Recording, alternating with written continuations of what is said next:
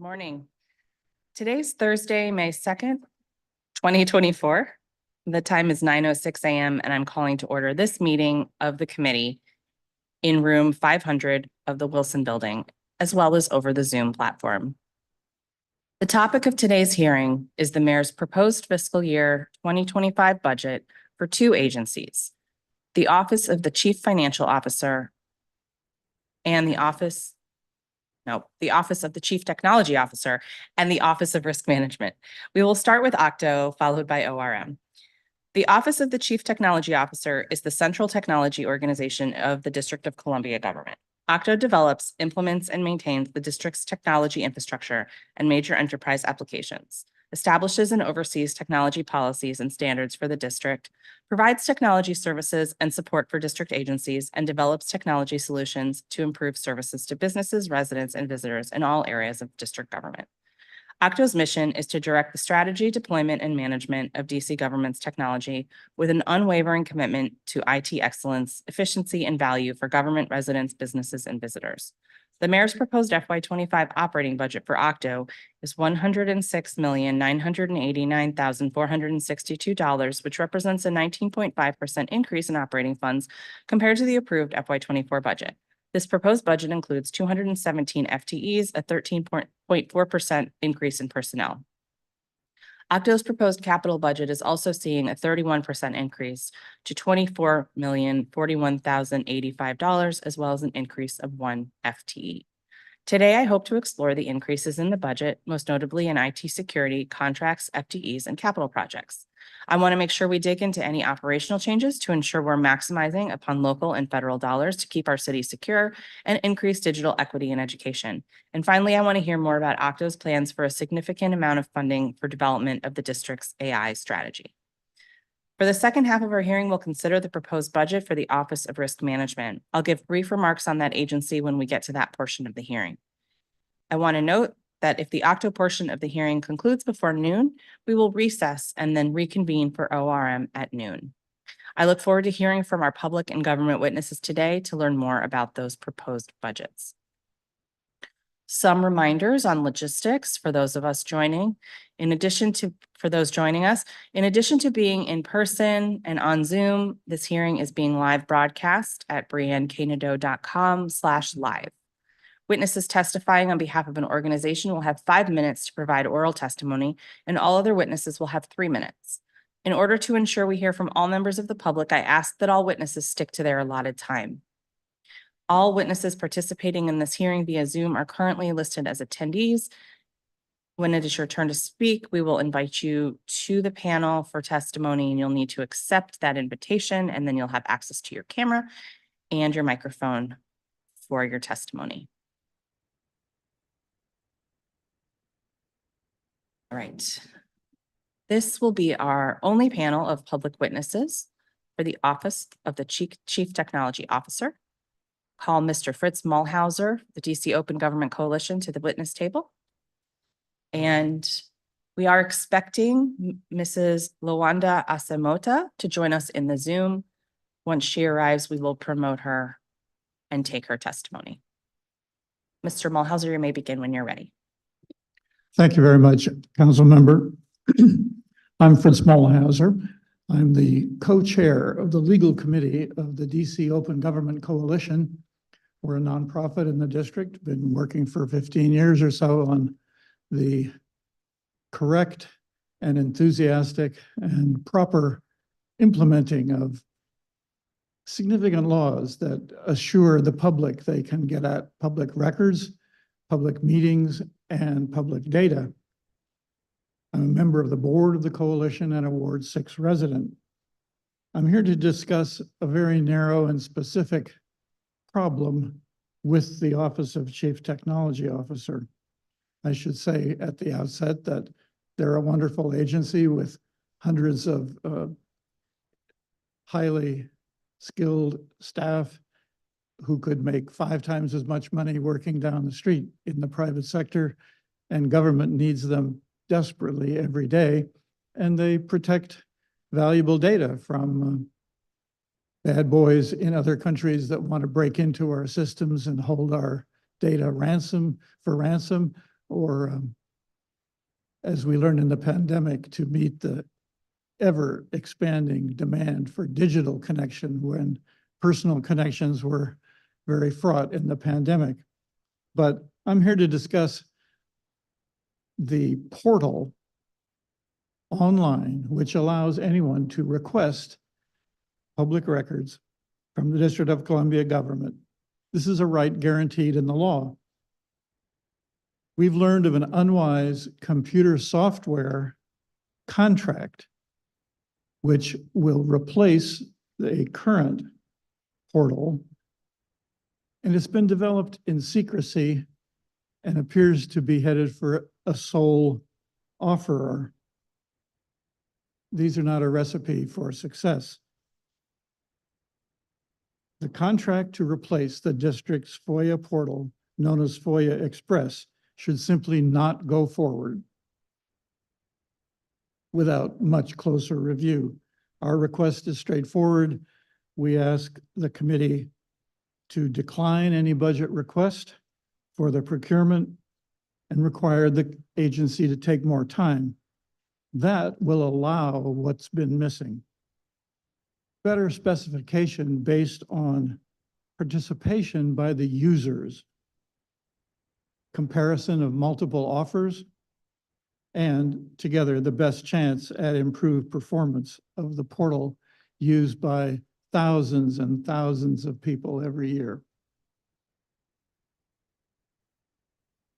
In our written statement, we gave some of the history of our efforts to work with OCTO on the portal. Some were successful, some were unsuccessful. We collected a suite of complaints in 2021 because we had not been making music. And the Office of Open Government wrote a 5,000-word opinion after 6 months of investigation and said the portal had legal problems that should be addressed immediately and performance issues that deserve serious evaluation. As far as we know, OCTO never responded. And that's characteristic of much of our discourse with them. The agency, under the mayor's leadership and their incentives, regards agencies as their customers, not the public. And so when we come with concerns from users of the FOIA portal, we get second-class citizen treatment. When the contract has come up for renewal, we've advocated for a new contract and always were told that, well, too much has been sunk in the existing contract and training of staff to use it, and we can't afford to change over. The reason the new plan is questionable is that the vendor we understand is under principal consideration called GovQA, the subsidiary of Granicus, which runs the council's video, is a known quantity. It's being used in New York State, for example, and we talked to colleagues in the open government and advocacy communities, and they simply tell us that GovQA in New York State, at a cost of over $2 million to service requests for agency records, is not working well. We can explain more in detail. But it appears to us that the district is going down the road of acquiring this software for its portal without any consultation with FOIA requesters who have a litany of complaints over a decade. We don't know about the consultation with agency users. We don't know about any consultation with other possible sources of this software, and there are now numerous competing vendors. We ask the committee simply stop the process, disapprove the budget for any new FOIA management software, and make clear in report text and Budget Support Act language that FOIA Express shall continue as portal provider until the committee's requirements are met. Twofold. One, don't wait, act on improvements to the existing platform now. We've got an agenda from a decade to suggest, and so does the Office of Open Government opinion in 2022. and build the new plans on the experience we've had with the past portal, executive and legislative policy users, agency and council staff, and the public users. This is the way a good new system will be defined, competed in a public RFP process, and we'll all get the system that we want for the future. Thanks very much. Thank you. You remain our only witness at this time, so we can jump right into questions. And if our other witness joins us, we can bring her in as well. Let's talk about GovQA and the more information you have about it in your written testimony. What are some of the specific complaints about it in New York State? They're striking because in New York, the new GovQA system doesn't perform as well as ours. For example, a requester who might have 5 agencies to target for requests must create 5 separate accounts. We're not sure if this is GovQA talking or if this is the state IT department, which says their security protocols require that. But multiple accounts, that's just a damn nuisance. The text boxes on the request form are short, and you can't add an attachment. A FOIA request is often complicated, and it's simply nonsense to say you have to hew to a 200 character limit. I used to ask for fee waivers in the District of Columbia FOIA system, and agencies would often say, you haven't explained it well enough. It's complicated law. And I would say, I had 200 characters. And so that was the time that OCTO managed to get FOIA Express to expand the character limit in our form, but not in GovQA. So multiple accounts, limited user specification in text and no attachments, no useful information about how to contact the agencies involved, and no submission of appeals through the portal, which we have. You must go outside, learn the snail mail address of the agency, and submit your appeal if your request was denied. These are all features that we've managed to get improved over the years here. And although we have many further improvements we need, they're still not even there in GovQA in New York. That's what we hear in published commentary from Reinvent Albany, an advocacy group which recently published a study of thousands of FOIA requests in the logs of 6 agencies' requests over the last few years using GovQA. Could you refresh my memory on what are some of the improvements you'd like to see to FOIA Express? Well, there are lots of things we think could be done in the short term, including correcting the fact that you cannot request to all DC agencies, only about 60 of the 80. We've never understood why that is completely. A list of contacts that they provide, which isn't in GovQA, but to a requester who wants to find the agency contact and ask questions, they list only 59, but there's some 80 or so agencies that handle FOIA requests. They should drop the reading room, which has never worked well and makes absurd promises about click here to find previous requests that may respond to yours. For example, I looked at MPD this morning and there's a handful, and that's the most requested agency in the district. It's simply not functional. Office of Open Government told them years ago to drop the rhetoric, drop the software. It doesn't work because the agencies don't post things. They should allow FOIA access to their database, which they don't. And There are other improvements to the web information and instructions to users that we've asked for years.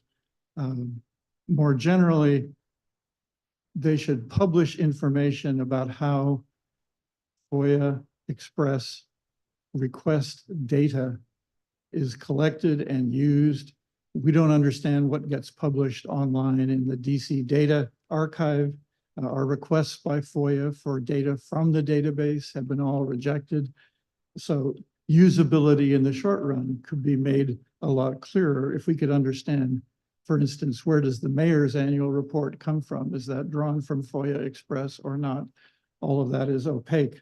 So users who want to study FOIA policy and improvement are at a loss now, and users in their own requesting could benefit from improvements in the existing platform.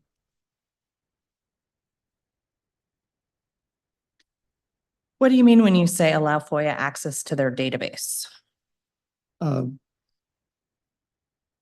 requests one by one submitted through FOIA Express are routed into a database of all requests. Request number 1 today is one line. Request number 2 today is another line. Got it. Kind of like the So- way you can see all the 311 requests when you go to the So page. It's a Yeah. very detailed history of requests Got it. over time. We've asked repeatedly through the Freedom of Information Act for extracts from that. For example, when backlog of agency delayed responses was crucial to learn about during the pandemic, we began asking for data and were denied. We've repeated those requests for other reasons in recent years, and we've been denied 3 times. We appealed. The mayor's office of legal counsel said, yes, you're correct. You should expect the agency to make a search and give you what they find, and that's been ignored.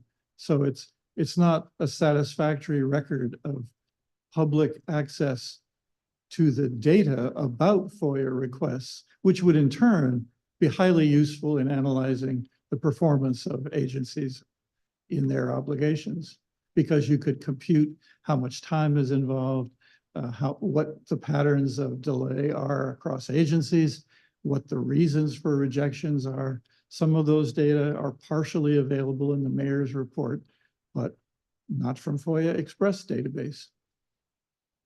Thanks very much. So what's the process look like when you've attempted to communicate with OCTO about improvements to the current portal? We've had meetings with staff, and some have been productive and some not, depending on who was in charge at the time. And after a while, we stopped asking because we weren't making much progress.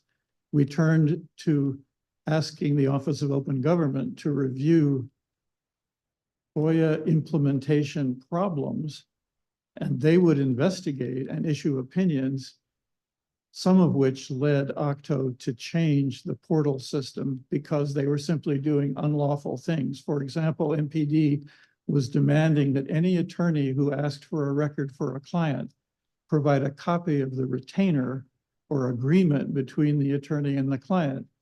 And that's clearly out of bounds, but it was right there. MPD said, oh, we need this. And so OCTO printed it on the application form online for every single user to read, that if you're a lawyer, you must submit your client retainer.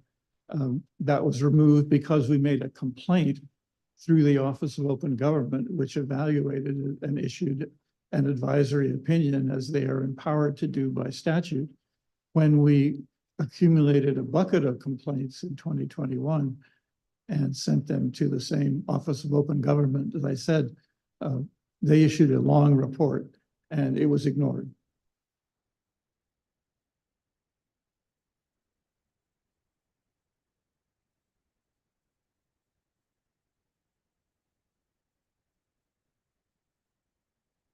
We have suggested in testimony to prior committees with oversight jurisdiction that a concept to be explored, we think would be valuable, to create a new agency that unlike OCTO sees the public as its audience.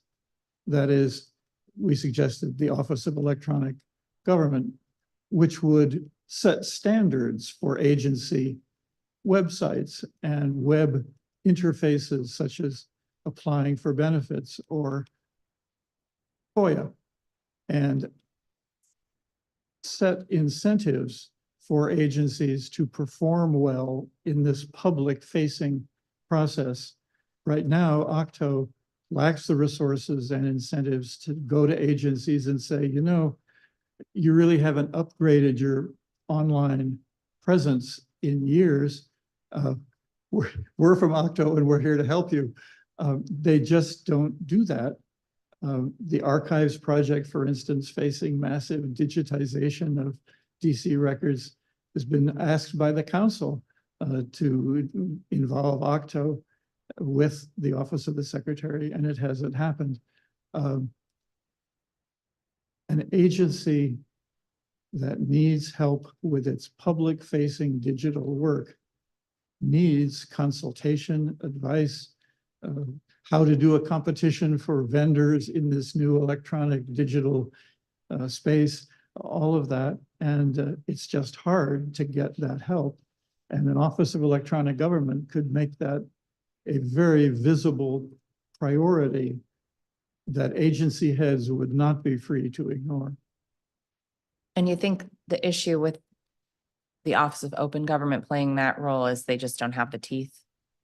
The Office of Open Government now has no authority to discuss all manner of digital public-facing processes, nor even we get them to do it a little bit with FOIA, but that's because they do have specific authority to study FOIA implementation. Okay. Has our other witness joined us?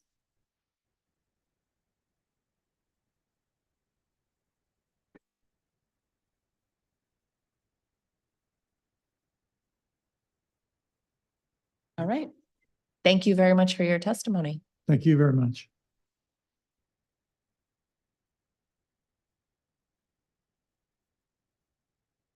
We will now be joined by Stephen Miller, Interim Chief Technology Officer, the Office of the Chief Technology Officer.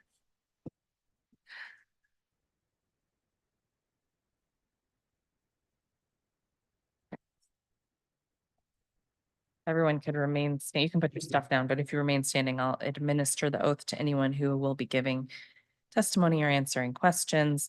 If you could raise your right hand, do you swear or affirm under penalty of perjury the testimony you are about to give to the Committee on Public Works and Operations is the truth, the whole truth, and nothing but the truth? Very good, thank you. Director, you may begin your testimony. Feel free to introduce those with you.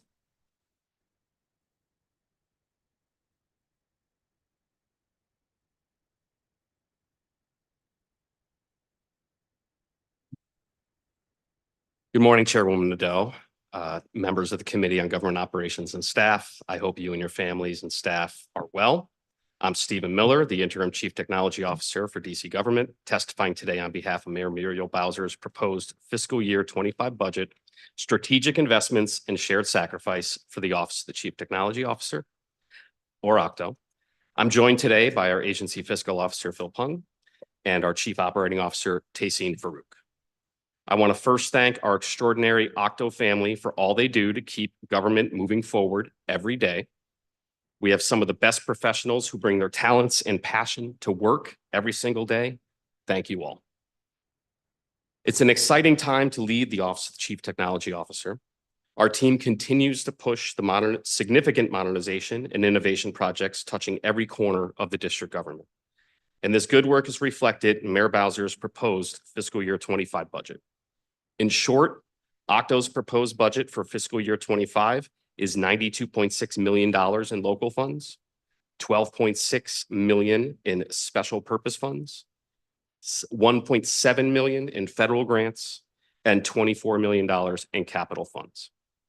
With $130.9 million in investments, Mayor Bowser's fiscal year 25 budget makes government service faster, fairer, and simpler.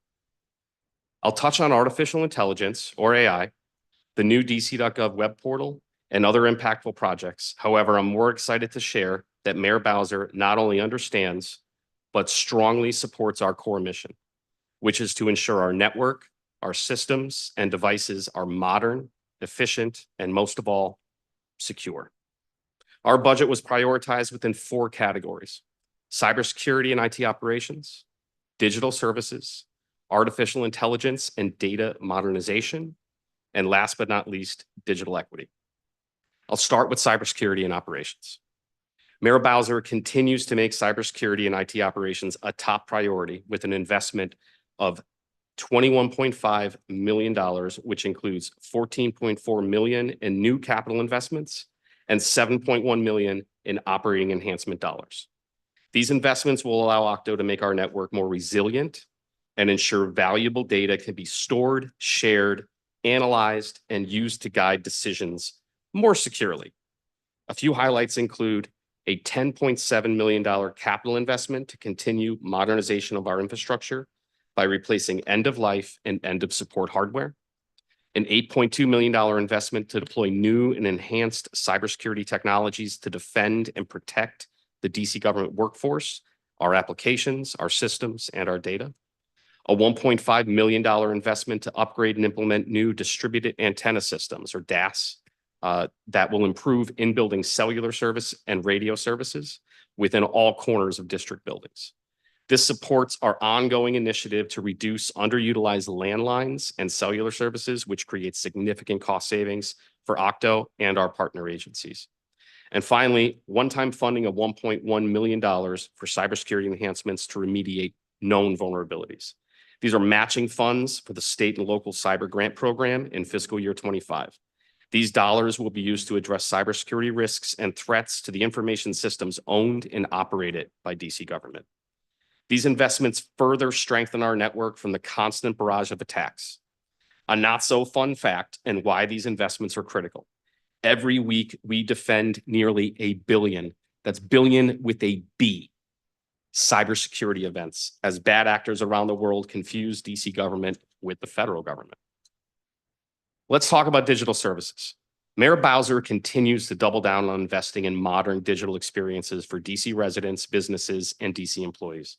As I highlight in my performance testimony, these enhancements, including a new DC.gov, the 2024 State Scoop IT Innovation of the Year award-winning business portal, that just happened a few days ago, just so you're aware, and our OCTO Helps portal, along with the soon-to-be-launched HR Help Desk. These are positively impacting the way people interact with DC government. A few highlights include a $500,000 investment to complete the next phase of the new DC.gov web portal. Our longtime DC-based CBE partner is finalizing the design as we speak, and I can't wait to share it with you and the residents and businesses that demand a modernized, accessible, and highly usable website. Implementation is expected to begin early this summer with a beta site launch in late fiscal year 24 or early fiscal year 25. A $6 million investment to continue the build out and expand upon the services of our growing portal network, which began with the launch of business.dc.gov, our one-stop portal for business licensing, which just celebrated its 1-year anniversary in February. The investment will allow us to continue to create simpler, fairer, and faster experiences. A $3.1 million investment to continue to streamline how internal service agencies support DC government employees and agencies through centralized and personalized portal to request IT, HR, and building services, to access self-help knowledge articles, and more. While the portal helps employees access services or get help faster, the back end is tracking all the assets, all the costs, and service demands to better determine the true cost of service delivery and to find efficiencies and opportunities of economies of scale across DC government. Finding these efficiencies and savings is critical as costs continue to rise. Let's talk about AI governance and data modernization.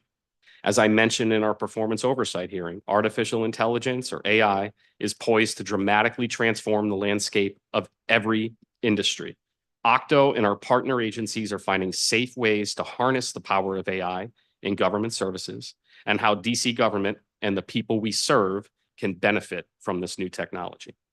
In February, We are proud to join Mayor Bowser for the signing of a mayor's order aligning DC's artificial intelligence strategic plan with DC's values to make sure we are at the forefront of using AI to deliver secure and equitable city services that benefit the residents of DC. You can see the order, strategy, and values at techplan.dc.gov/AI values. In support of this work, Mayor Bowser has proposed $3.5 million in transformative investments supporting the development of the AI governance model and data democratization across the district, and established data as a strategic asset to drive key insights. A few highlights include a $1.7 million investment to further develop and implement the AI strategy for the district, and a $1.8 million capital investment to continue the development of the cloud data exchange platform that will allow agencies to ingest, share, and analyze government data faster and more easily and more securely. DC's AI task force is currently working to deliver a privacy and cybersecurity framework to support the development of agencies' AI strategic plans. DC's AI task force is selecting members of the public and a select group of DC government agencies to advise Mayor Bowser on those strategic plans. Finally, they're facilitating public listening sessions to ensure that our implementation and operation of AI tools aligns with DC's values. To prepare for the implementation of AI, we are working with agencies to identify, classify, and catalog thousands of data sets. The investment in our cloud data exchange will help us securely move the right data to the right agencies at the right time. Let's talk about digital equity finally. Our Office of State Broadband and Digital Equity has been working hard to meet the federal requirements needed to receive over $107 million in grants from the federal bipartisan infrastructure law. I'm happy to report that we've completed 90% of the requirements regarding these grants and are working to close this out in this fiscal year, allowing us to begin the process of funding our initiatives. OCTO aims to utilize these funds for groundbreaking investments in broadband and digital equity initiatives. These endeavors will ensure that impacted residents have access to top-tier, affordable broadband services, along with the necessary devices and the digital proficiency to use them. Our goal is to empower individuals to leverage the potential of technology for personal advancement and the betterment of the district as a whole. In preparation for full approval, we have procured a grants management portal to coordinate the use of these significant funds, and we are evaluating platforms for a challenge portal where DC government agencies, internet service providers or ISPs, and community anchor institutions such as public safety, education, public housing, healthcare locations, just to name a few, can compete to receive portions of the grant funding to contribute to this important work. I strongly encourage everyone to visit techtogether.dc.gov to follow our progress, receive announcements for funding opportunities, and learn about events and trainings that we do on a regular basis. In conclusion, we appreciate the opportunity to share Mayor Bowser's proposed fiscal year 25 budget for continuous improvement and look forward to continuing to work with the committee. This concludes my testimony, and I'm happy to address your questions at this time.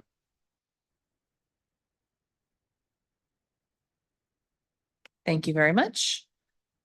I'm going to start with some questions from the Council's Office of Race Equity. In your proposed FY25 budget, are there any specific programs or allocations designed to address racial or economic inequities faced by district residents? And if you could describe them. Sure. So specifically broadband initiatives, OCTO will be utilizing federal funding for groundbreaking investments in broadband and digital equity through the Tech Together program, as I talked about in our testimony.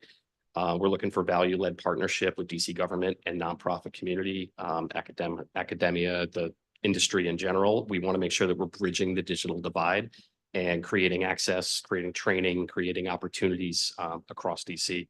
OCTO encourages the public to review what has been federally approved in our state digital equity plan, which can be found at techtogetherdc.com. Great. Yep.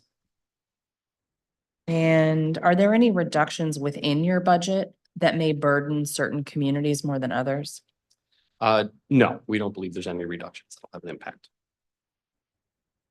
How much of the agency's data is collected or disaggregated by race? So that's an interesting question. As an internal services agency, we don't really have a lot of data on race, but we work with agencies to make sure that they identify it. Through the, we have our cataloging projects, our enterprise data inventory. So we identify where those data sets are so that they can be used for analysis. And as part of the next budget season, how can community members, especially communities of color and low-income communities, be engaged or consulted to identify programming or service needs for your department?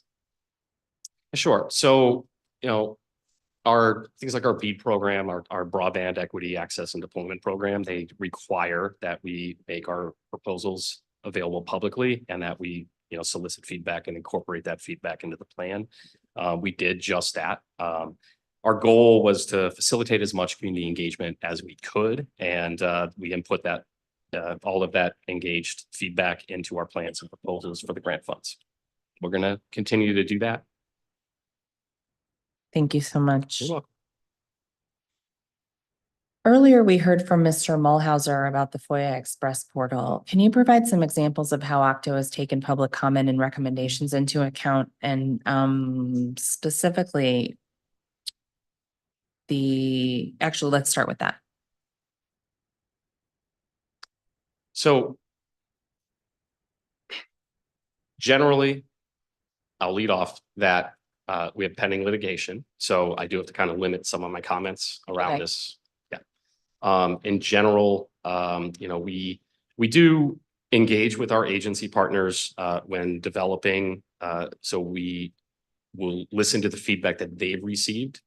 We'll also work through any feedback that we receive ourselves through, anyone that emails us through our website, ctodc.gov, or they go to octo.dc.gov and they can go to Ask the Director. We are incorporating as much of that feedback into the development effort that's underway, but generally we're not the FOIA officer for DC government. We're the technology, we're the enterprise technology agency, and we work to make sure that the tools we're using are available for agency use. We make sure that agencies are working with us to define their requirements. As Mr. Mulhauser is aware, we are in the process of deploying a successor. As he talked about with GovQA, we've complied with the orders from the Office of Open Government around this. So any feedback that they've had would have been as part of those orders. Regarding the other requests that he's had, we do need to make sure that the creation of new documents is not it's not a part of the FOIA process. Creating new documents is not a part of the FOIA process. So we need to make sure that we're working out of existing data sets and existing data whenever possible. And we're, like I said, actively engaged in litigation in Superior Court. I'm trying to think about which of his suggestions would be creating new documents. None are striking me as creating new documents. We can get back to you on that. Yeah. That is part of the pending litigation.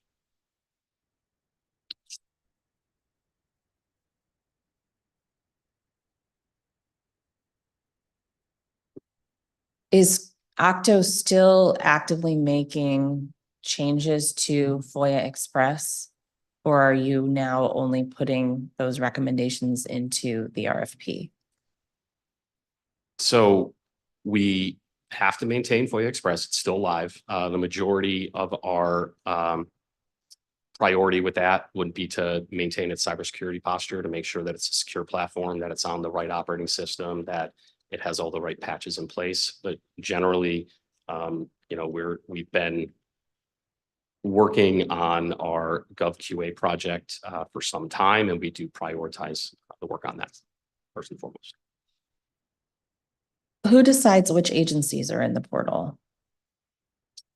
Every agency that is listed as a government agency is in the FOIA Express portal or in the GovQA portal. If an agency is missing it, maybe how an agency is defined, but we can get back to you on why the list is lower. Yeah, why is it 60 versus 80? Yep. Okay. I know, like there could be depending again on the definition of an agency, it could be that they're defining an agency like OAG that may not use the portal. I'll have to look at that. That would be one. That's one. I understand. I understand. But we'll get back to you on that. As I understand, we're working to train across the district government on the new platform, and it would be a centralized enterprise FOIA platform. Okay. Yeah, let's Yep. look at that list of who is and isn't. Yes, we can work on that. So how do you work with organizations and stakeholders to include the Office of Open Government when you are doing planning around either FOIA Express or say the new RFP? So they would be involved in defining some aspects of the requirements. Most agencies would be engaged, like large FOIA partners like MPD, they'd be engaged. We'd work with those agencies to define what their requirements look like, and then we work to consolidate those requirements and come up with an approach that works for the enterprise as a whole. The agencies themselves decide how much they're going to utilize the tool after it's deployed, but we hope by engaging with them on gathering their requirements, they'll use the tool to the best of their abilities. So they can choose not to use FOIA Express? So the requests themselves would come through FOIA Express. How they process the FOIAs once the request is received is not currently within our control. Got it. If somebody utilizes FOIA Express to the max, what does that look like? If an agency does? They would be, it would be an end-to-end process. They'd be supporting everything from the request itself, vetting the request, forwarding it to the correct individuals within their agency, finalizing the request, putting together a package and releasing what they can either through FOIA Express or through one of the supporting systems for securely sharing the data. Sometimes it's large amounts of data, so that's sometimes gets pretty complicated, but I mean, in general, FOIA Express can handle most of the end-to-end work. I know with GovQA, that is also our intent, including the ability to, go in and actually manage the documents, redact the documents, send the documents out to the individuals. So some agencies send it back through the portal to the requester, and that person can log in and see the response. That's correct. The agencies can choose to close it out and work with requesters in that system or work with a requester. They could also just email it to the requester themselves, and then it wouldn't be in the portal. The response wouldn't be in the portal. And the status of that request as well would not be in the portal unless they went in and closed it out.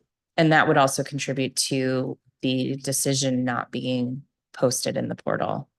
Yes, and it would, yes, that would also limit our ability to report on something like the number of closed FOIA requests or open FOIA requests as well. Does MPD utilize the FOIA portal for its responses? MPD is one of the largest users of FOIA Express and was one of our key stakeholders in the development of GovQA. Continues to be a partner. But do they put their responses into it, or do they send them directly to? It's my understanding, but that they do use FOIA Express fully, but we can get you a complete answer on that. Okay.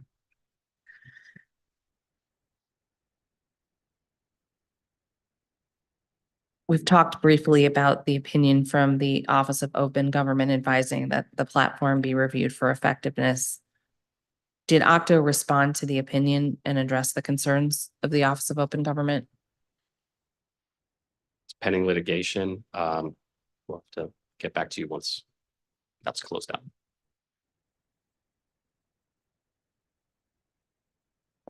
Can you share with the committee why you're considering GovQA versus other vendors that might be higher rated or more widely used? So I wouldn't base my opinion of the GovQA platform on how the state of New York uses it. We aren't the state of New York. We operate differently. We have different kinds of agencies than the state of New York would have as well. We are developing this based upon our requirements within that platform, not based upon the state of New York's requirements. So the development can be completely customized? There is aspects of customization and configuration. There are, of course, always limits when you're buying I don't want to call it an off-the-shelf product. It's more along the lines of like a platform as a service. There are limitations on what you can customize, but there is a good amount of flexibility in what can be developed in GovQA, and we have not had, that I'm aware of, any issues with our requirement implementation at this time. Why do you think this is the right product? We did perform market research, and we'll be able to share that post litigation. Post litigation. Yeah. Okay, then let me ask some specific questions about GovQA. Can the requester have simply one account regardless of how many agencies they're requesting from? That's my understanding, yes. Okay. Will requesters be able to type more than 200 characters?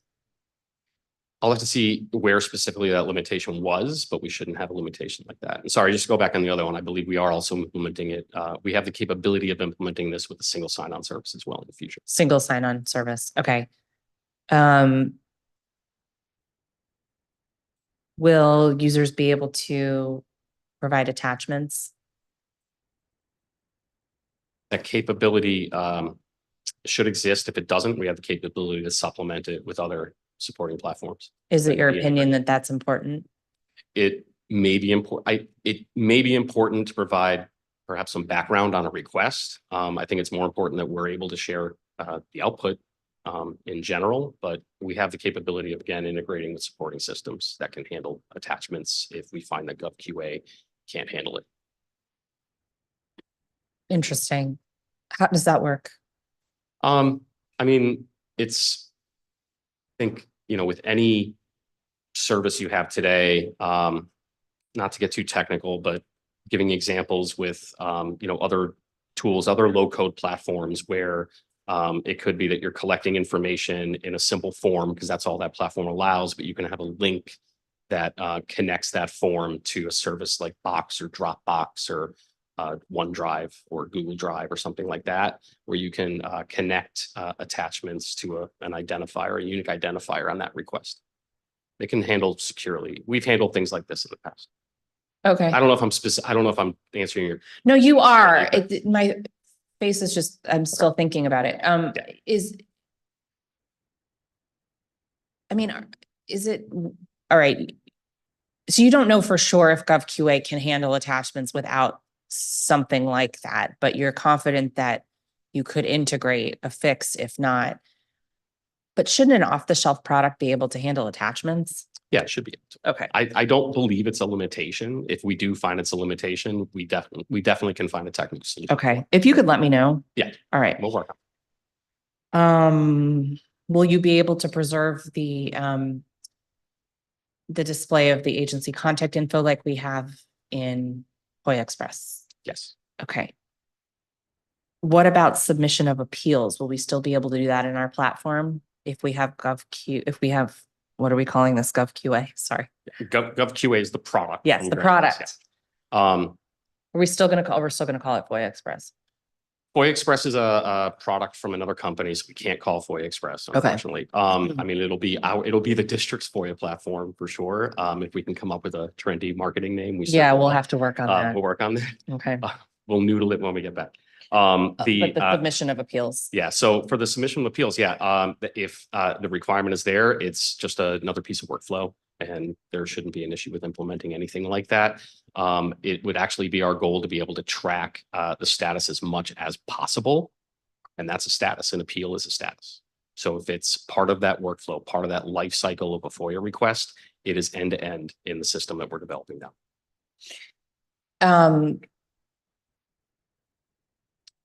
The decision being posted is dependent on the agency then? That's correct. Does GovQA allow for those decisions to be posted and shown publicly? Or would be able to customize that? we'd be able to customize that. And if GovQA couldn't, we have an excellent open data portal where we can also have the entire set of FOIA requests with that kind of information as well, supplemental information. Is that more of a burden on the government client user? Not necessarily. It could be something that we can accomplish with training. I don't think it's a burden. Okay, before I wind down and pass the mic to my colleague here, I just want to be real clear. The users, which means the different government agency clients, in this case, determine how much of the FOIA portal they are utilizing or what functions they are utilizing. Is that right? That's how it is today. Yes. So there's no specific executive guidance that says everybody must send their responses through the portal back to the requester. I can't speak to executive guidance, but I can speak to the technical capability of the platform exists to do that. Our training will be centered around using the platform end to end, and we'll be supporting that end to end cycle. Is how much will we be spending annually on it? It's actually not that much of a cost increase. It's less than $500,000 a year. How much does it cost to switch over to the new software, new platform? Our implementation costs were $350,000. That's it? That's it. Oh, okay.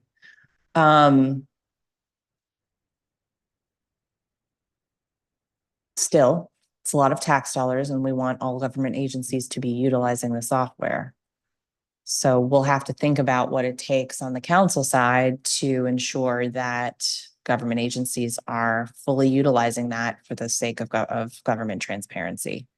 Understand that's out of your hands, it seems, that would be above your authority.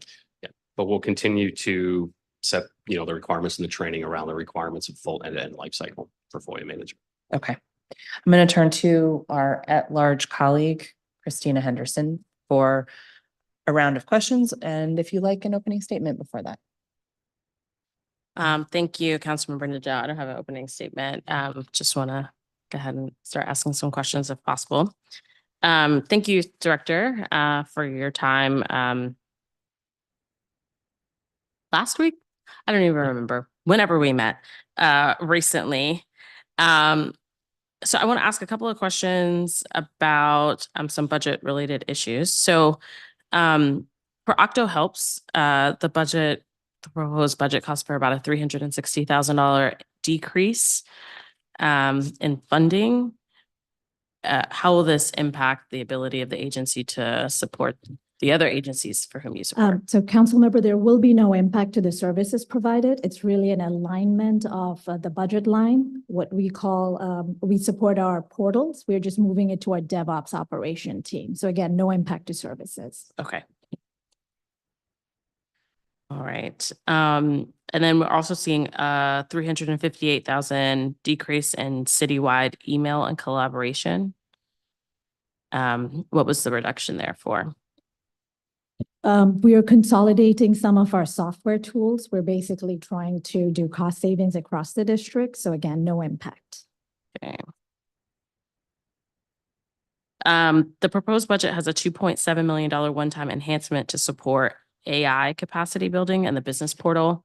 Can you speak to a little bit of how you all plan to use this funding? Obviously, AI is very hot right now, so I'm curious. So OCTO has a responsibility on the mayor's order that was released on February 8th. Mayor Bowser asked OCTO to stand up an AI task force to facilitate the creation of an AI advisory group for values alignment. We define in Mayor Bowser's executive order 6 values around delivering clear benefit to the residents of DC, making sure that AI tools are rolled out, keeping in mind safety and equity, accountability, transparency, sustainability, privacy, and cybersecurity. That investment includes $1.7 million that will help facilitate that task force. It will facilitate some small scale enterprise AI pilots so that we can make a determination on what the actual cost of implementing AI will be in the long term, what the risks are. And it allows us to facilitate public listening sessions around the district's strategic plans that will be developed individually by agencies. OCTO will handle strategic plan for the enterprise as a whole, but individual agencies will be responsible for developing their own strategic plans, and we'll be facilitating that development of those plans, and we'll be facilitating those agencies as they make their way for values alignment with the public and internal government members that will be advising Mayor Bowser. Okay. On the portal, or slightly different, Yeah. still on the portal piece. I want to follow up from something you said during your performance oversight hearing in April around the street vendor licensing portal. You said that it would be accessible in multiple languages by April. It's May 2nd. Did it happen? Yeah, we did deploy. I don't remember the exact number. I'm sorry, I'm not that prepared, but we'll get that for you. But yes, we did deploy minimally, I believe, Spanish and potentially one other language, and it may be more, but I'll get back to you with specifics on that. Okay. In terms of language accessibility in general, do agencies have to make a specific request in terms of what languages they want deployed, or are there just a standard list that you all have? There's a standard list of 7 languages: English, Spanish, French, Amharic, Korean, Vietnamese. The rest probably slipped my mind, but there is a standard list, and the Office of Human Rights helps facilitate translation contracts. Okay. We're working to see how we can utilize tools like artificial intelligence to help with that, but that does get into that value of accuracy. Yeah. Where, we have to, it's not just translating things word for word, it's also making sure the context is correct. Yeah. Right. In terms of other licensing portals across the government, are there plans to modernize those as well? So yes, so the business portal definitely looks to, business portal is bigger than the Department of Consumer Licensing and Protection.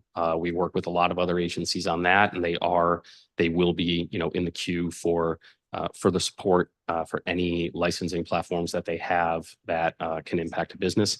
And then we're currently working through plans for resident-facing portal, family-facing portal, social services type things. Yeah. Okay. On that consumer facing, let's talk about the website redesign. Yes. So the budget calls for about a $7,000 decrease in web services, but I can't imagine that impacts the web design work that you all have already planned. Is the beta version still on track to be completed in FY24? The beta version is on track for, I would say, late 24 or early 25, somewhere in that September, October timeframe. Okay. There's feedback loops that delay things sometimes, but we are working down that project plan now, and we're working through the what I call wireframe aspect of it. But there's more to it than wireframes. There's digital branding, there's style guides, content guides as part of this process. In terms of the financing for the redesign piece, is every agency responsible for, I guess, a particular contribution to the whole?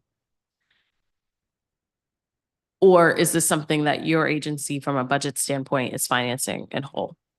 Yeah, so we finance the initial development of the framework, the core aspects of DC.gov. There is year over year, there can be operational costs or special project costs if there's like a one-time website build that were requested, say, trying to think of some examples of it. I believe in the past, we've done a special trash pick site for DPW or something like that. That would be a one-time cost, but the overall portal itself, we handle that. We get that built, and then we give the agencies the tools to manage their own content. And with our vision for DC.gov, the ability to manage their own creation of websites to a degree. We still have some level of control because there is, again, digital branding and style guides and content guides that need to be adhered to. And then for anything operational down the line, the costs of the DC.gov websites are part of our annual assessment process. Okay. So for the agencies that have already gone through a website redesign process, so For instance, if you go to DDOT's website, it looks very different than everybody else's. If you go to DOES's website, it looks very different already. OSCE looks very different already. Are those agencies going to be required to adhere to your new style and branding requirements? Yes, and additionally, part of this redesign is also replatforming to a newer version of the underlying technology. It's Drupal.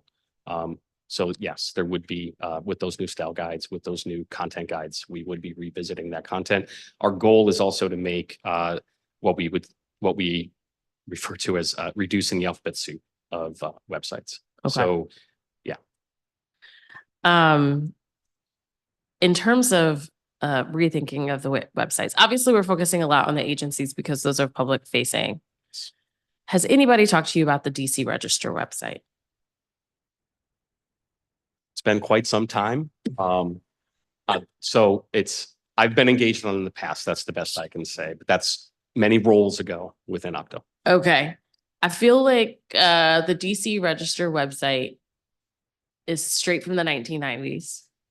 Literally, when you are going to try to find a piece of the DCMR, DC municipal regulations, if you click on a section and you click wanting to read the text, it's like a individual Microsoft document, and it's not even a docx, it's a doc that downloads. And I kind of feel like it's 2024. Some love and attention to the DC Register site might be appropriate, at least even for finding stuff, because my committee was looking for a old DCMR document. It was not on the site. We went to the agency. The agency was like, oh, yeah, we might have lost that one. And we had to sort of like use LexisNexis to sort of back into finding this particular document. From an archive standpoint, I think it's actually kind of important that we do some refining with the register. All right, understood. It's underlying, it does use enterprise technology, enterprise document management system on the back end. The front end is probably some miscellaneous front end technology, but we can definitely work through that. We can work to prioritize that with Secretary Bass. Okay. I don't have any other time to get off another question, but thank you so much for your time and for the conversation. No, we had a really good conversation about the digital equity work and the broadband and the knock on all the woods, all the monies that we're going to get from the federal government and their plans to spend that within the community. So thank you. Thank you for your support. Thank you for joining us. All right. Director, has OCTO replaced any local funds with federal resources in FY24 or does it intend to do so in FY25? So the answer is no, flat out. We do intend to supplement our budget with federal funds, but not replace or supplant. Specifically, we have things like the broadband funds, the digital equity funds under that bipartisan infrastructure law, that $107 million that I talked about in my performance testimony. And, those grants are, again, they're going to help us not replace anything. And how do you ensure the maximization of federal grant funds so we don't return any unspent? So it's quite a process to get these funds. As I said, we're about 90% through the requirements for getting these grants. That is part of that process is these plans and initiatives are looked at by our federal partners before they're approved. And, we're going to make sure that we're through that feedback loop that we're going to have with the challenge process. We're going to make sure that we're doing the right thing. And then, we'll formulate those plans and maximize the spend of those dollars. We have Right. we have to make sure that we're compliant with their program requirements. That's kind of first and foremost. Oh, okay. I know you talked about this a bit with Councilmember Henderson, but can you talk a bit more about how your agency uses local and federal funds to increase digital equity in the district? Yeah. Yeah, so generally, again, we have that $107 million in that 5-year plan. Once it's fully approved, we will certainly be able to get into more detail about what that plan looks like. But that is, we're in that final phase of that process, that project, that request, and we'll be posting it publicly on techtogether.dc.com. To make sure that everyone is updated on it, and we can definitely get you more information once we're approved. You can't tell me anything till it's approved. This is not a lawsuit. We don't want to make promises that we may not be able to deliver on due to the limitations our federal partners can put on us. Well, you can always blame them. That's true. That works out pretty well in the end. We want to keep the funds though, so I think. What is the spirit of it?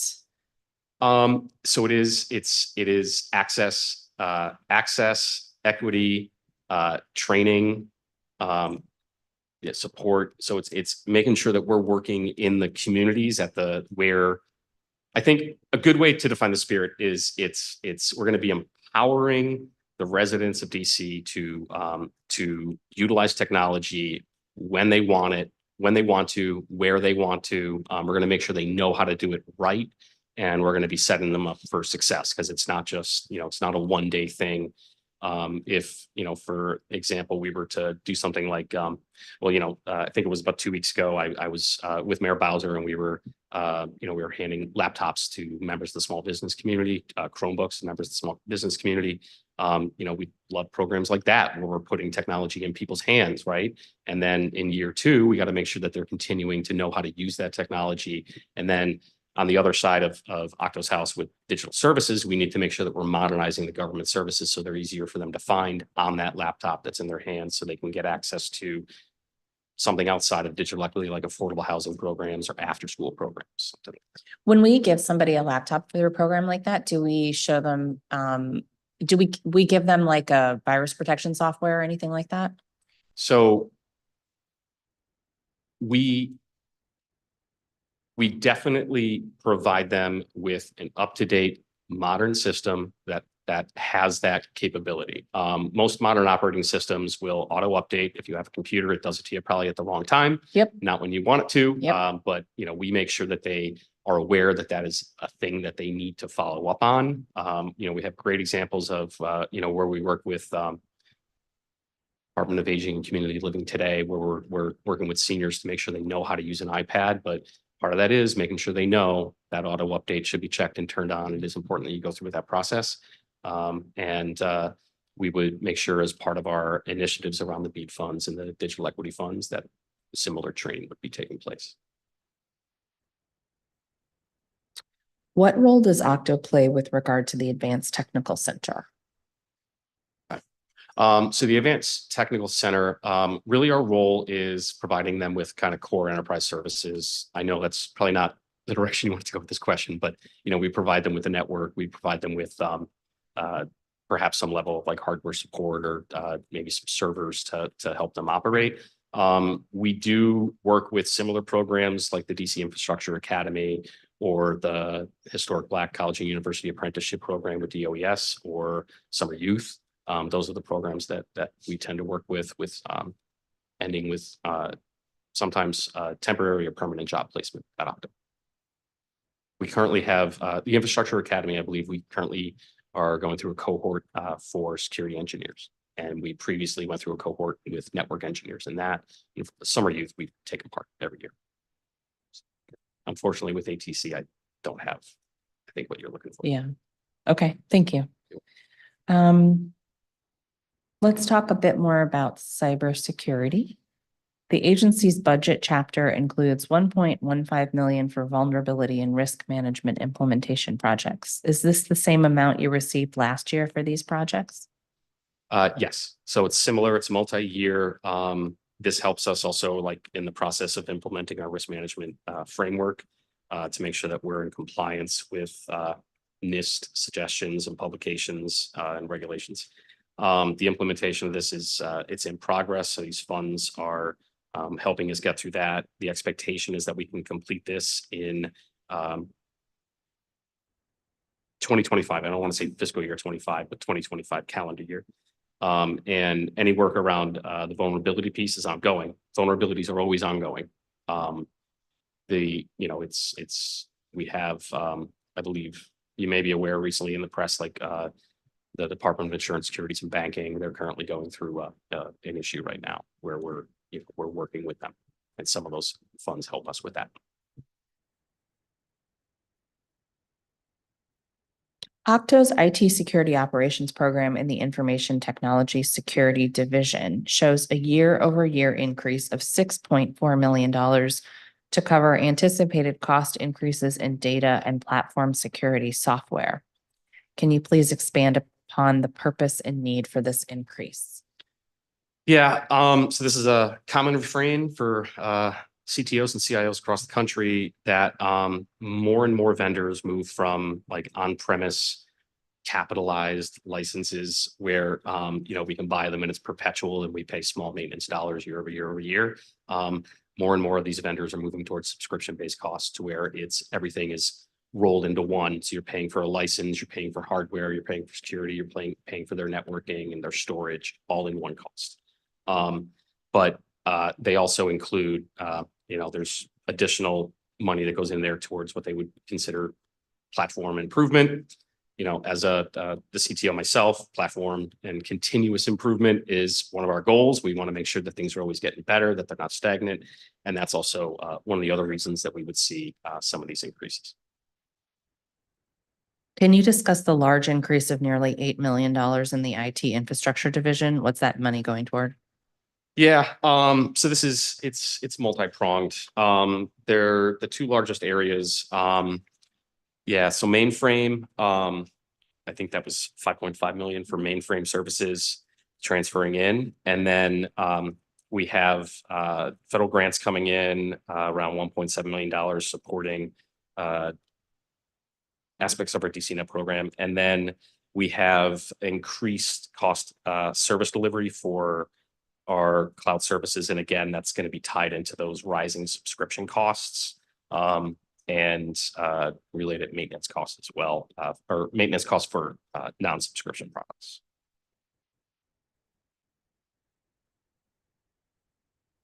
Yeah. So I wouldn't necessarily, because, the transfer into the mainframe, I wouldn't necessarily categorize it as an increase. That $5.5 million is for a team that's been with OCTO for 20 years. It's just as a budgetary exercise with the agencies that use the mainframe to get them to understand that they're on a platform that's not very popular for new projects. We have to maintain something to keep systems running that were developed 20, 30 years ago. That budget exercise that we had where we transferred these funds out in the previous year was to get the agencies to understand the cost of that service and the need to continue to modernize away from that service if we can. But yes, that 5.5 of that 8 million was just transferring back in funds that were with OCTO originally. Got it. So it's basically client services. And is there a breakdown per agency that you could get us? We can definitely provide the breakdown by agencies, but the total cost is really around 19 FTEs, around 3.2 million. And they were across OCFO, DOES, and DMV being the three largest agencies. And the rest of it was to support the platform. CFO, DOES, and did you say DOB? DMV. DMV.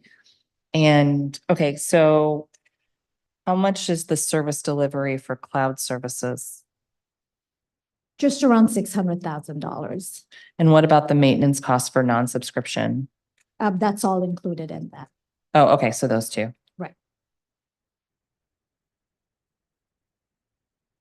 What are the current and anticipated threats to the extent you're able to talk about them? And what specifically are you doing to improve security? Yeah. So it's an interesting question. So, I mean, the only thing we can really talk about is what's happened. Like what's happened in the past is what we know are the threats that exist. What's happening today, we find out about today. We don't know what's going to happen tomorrow, but we do our best to prepare for it. So a lot of that goes around that risk management framework. Looking to make sure that we understand what our IT infrastructure, what our IT assets look like, where our data is, what kind of data it is. That's what we mainly focus on so that we're prepared for what's very hard to prepare for, what comes next. There's bad actors out there. Again, they confuse us for the federal government. Not that we're not a target ourselves, being a government entity.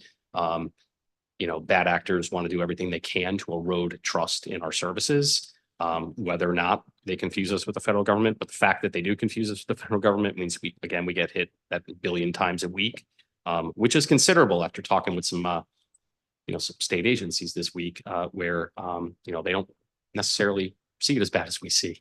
But yeah, we look to make sure that in that risk management framework that we're identifying our end-of-life hardware, our end-of-life systems. We're making sure that we are continuously working with agencies to understand the vulnerabilities of their platforms. We look to work with agencies as they get ready to roll out highly utilized services, really any service. We want to make sure that they're following kind of some simple rules around change management, which include documenting and remediating any vulnerabilities that are known today. So that risk management framework really helps us get through that. It really defines, we're going to identify our end-of-life hardware. We're going to replace our end-of-life hardware. We're going to identify our vulnerabilities in our systems and our services, and we're going to remediate those vulnerabilities.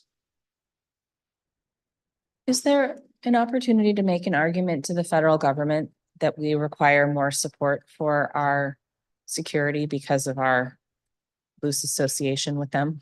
I would say it helps with our partnership with them. I mean, for sure, we work with, we have great relationships with like the cybersecurity, CISA. I'm going to mess up on the I on that one. CISA, the Cybersecurity Infrastructure Security Administration. We have great partnerships with them already. I mean, it never hurts to ask for additional federal funds.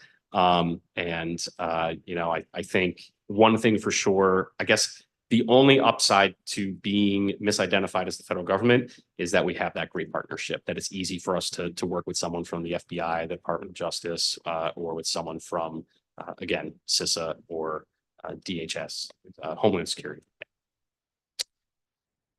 Where do the threats come from mostly? A particular country or? I mean, yeah, you can probably just pick 5 normal bad actors every day in the media. Iran, Russia, China. Sometimes it's just what they would call like a script kiddie or something. Like it's from all over, but there are state actors that come after us as well. And we don't think that they're misidentifying us as the federal government. We think we're just a general target for them. So it really can be, it can be anyone, but we do see those state actors coming after us for sure. What are your cybersecurity goals over the next few years? So to continue to replace end-of-life hardware, to continue to document our risks, to continue to work with agencies to identify vulnerabilities before they roll out systems, so that we're ahead of the curve as much as we can. Again, we just don't know what the curve looks like. When I was preparing for the Office of Contracting and Procurement budget oversight hearing, I learned that the project to replace the procurement automated support system, which is called PASS, with a new cloud system was put on hold. In FY24, there was an additional $4.2 million allocated to this project in OCP's budget, and OCP said they'd be using it to work with OCTO, OCFO, and the city administrator to stabilize diffs and maintain PASS. It seems that the project continues to be pushed back, and now there's no funding allocated. It's in the midst of a strategic pause. In your opinion, how much would be needed to complete the project, and why has there been such a delay?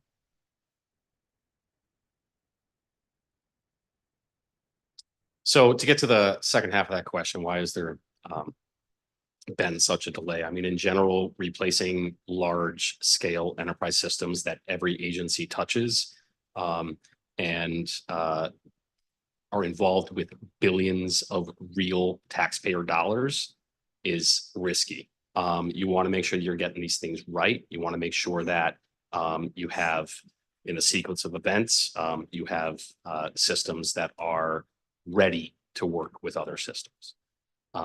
In general, We are at a point where we integrate very well with the district integrated financial system with diffs. We work with that today with the on-premise version of Pass. We're ready once the strategic pause is taken out to continue that work. As far as how much it would cost to complete the project, we'll have to revisit the requirements to see what additional work needs to be done. Diffs is in a continuous improvement cycle. So those costs are really defined upon what the requirements will be at the day when the strategic pause is no longer in place. OCP thinks it'll be about $6 million. Does that sound about right? That could be correct. We'll work with them through the IT Investment Review Board when it comes time to formulate that capital request. So the IT Investment Review Board actually will have members of internal services beyond OCTO. It also has members of the CFO's office as part of that. We also work with other agencies that are impacted by this. I mean, we try to have members, we try to have technical members of this investment review board from every cluster in the district government.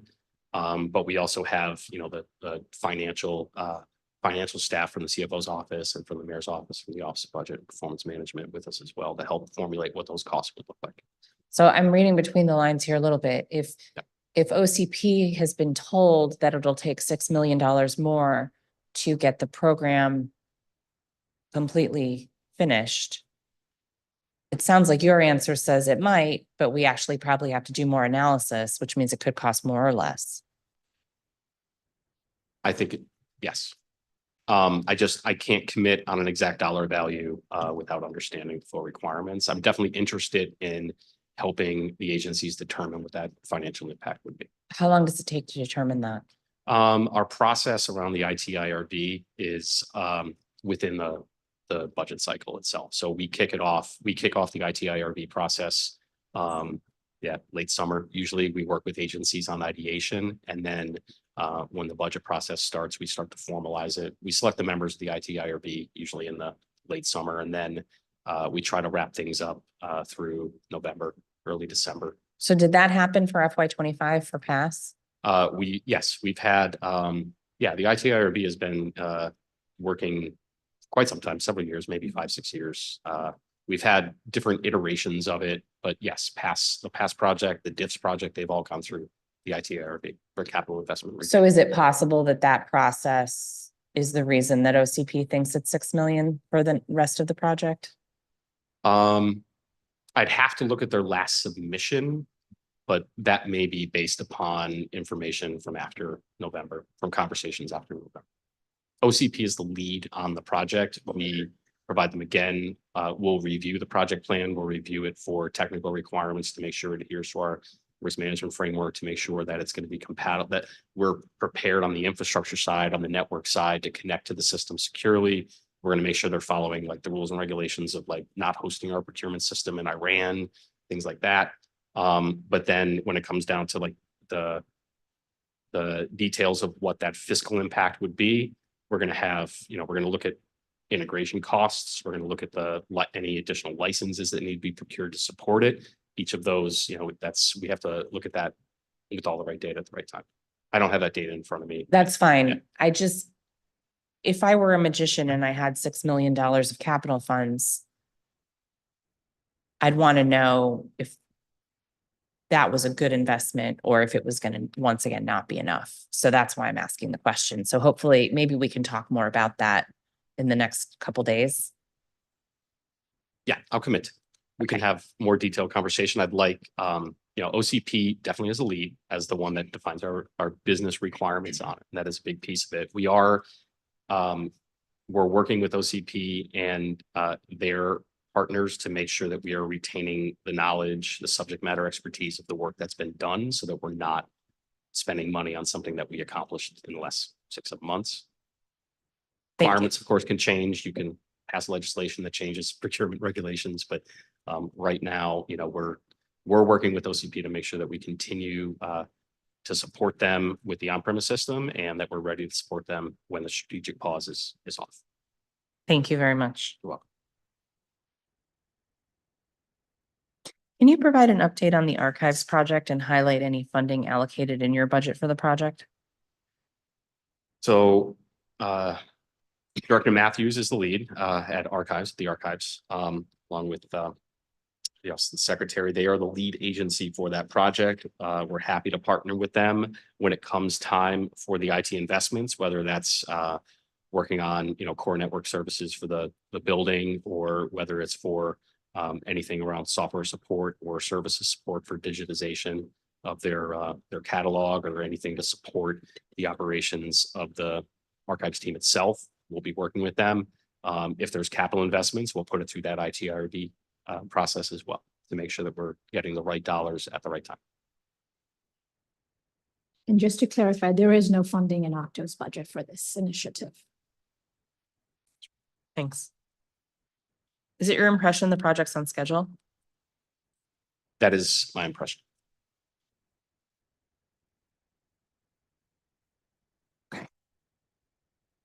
And what are the next steps in your role for supporting the project? So there's, if they had, again, when they're working through the building and facility plans, we would be involved in helping them, advising them and working with them on getting their network set up, getting any IT security in place that needs to be in that building.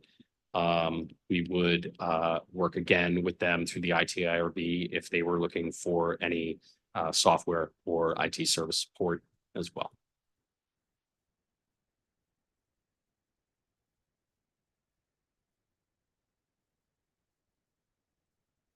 And minimally, we're helping them with phones and network drops minimally.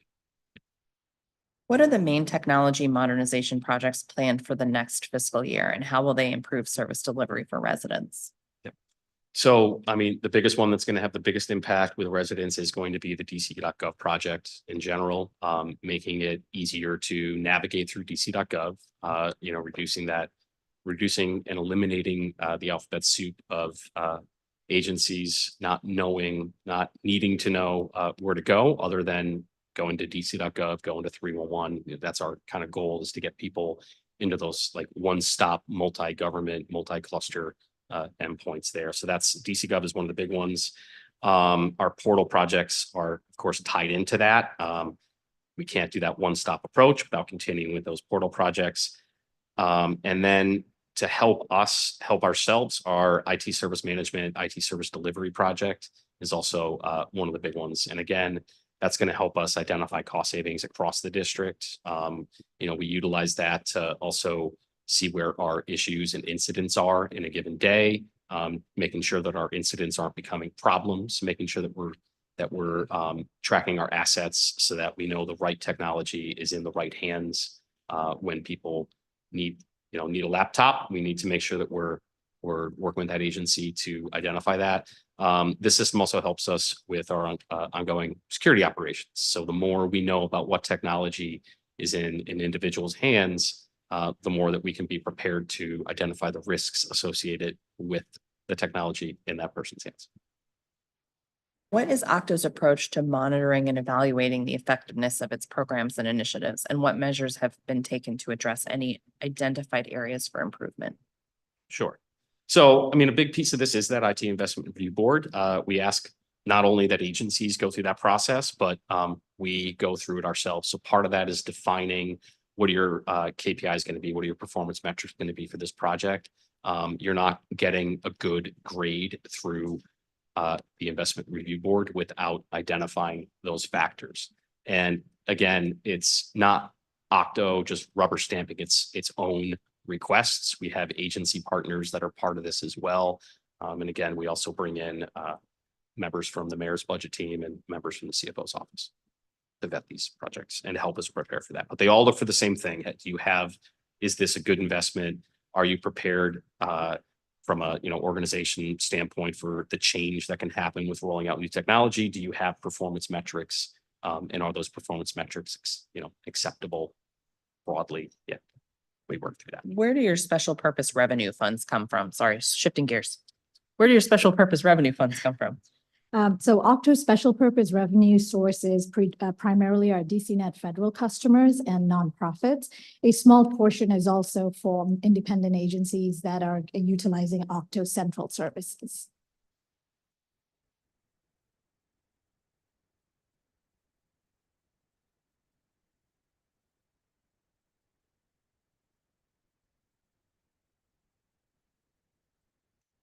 In the special purpose revenue funds, the proposed budget reflects a net increase of $1,442,483 across multiple divisions, primarily in the DC Net division, to align the budget for IT hardware and software maintenance with project revenues. Can you explain a bit the purpose behind this increase and break down what the funds will be? Oh, sure. Yeah. Chairperson, so Going toward. one thing to clarify for the records is if you look at table 2, Mm-hmm. the net increase in OCTO special purpose revenue from FY 24 is from 11.7 million to 12.6 million. So that's a net increase of $955,000, which is really along for the additional service that we want to provide to our federal customers. It's ramping up, so it's within the contractual services bucket. Okay. Thank you.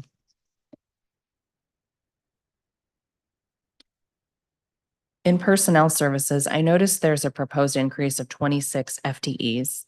It's my understanding that a majority of these FTEs are being transferred back to OCTO after being with other agencies. Is that what you were talking about earlier? Yeah, that's a portion of it. So 19 of those are from our mainframe team transferring back in. So the math, just to go through the math on it. So there's the 19 mainframe transfers in. We have 4 new positions, 2 for our web team. So that's going to be associated with that new DC.gov project. 1 for portal support. So, you know, as we look to expand this portal program, we need to make sure that we have the right team in there with oversight on that. And then 1 additional FTE to manage the AI program for us, or to, you know, help with our AI capacity, everything we need to do with that task force and the advisory group and values alignment. And then we have 6 FTEs for the State Broadband and Digital Equity Office. Now this is where the math gets a little funky, but there was 3 that were eliminated across multiple programs, and that's how we got to that. Can you speak up just a little? Sorry, there was 3 that were eliminated across multiple programs, vacancies that were just eliminated across multiple programs, and that's how we get to 26. So 19 mainframe, 4 new, and then 6 with State Broadband minus 3.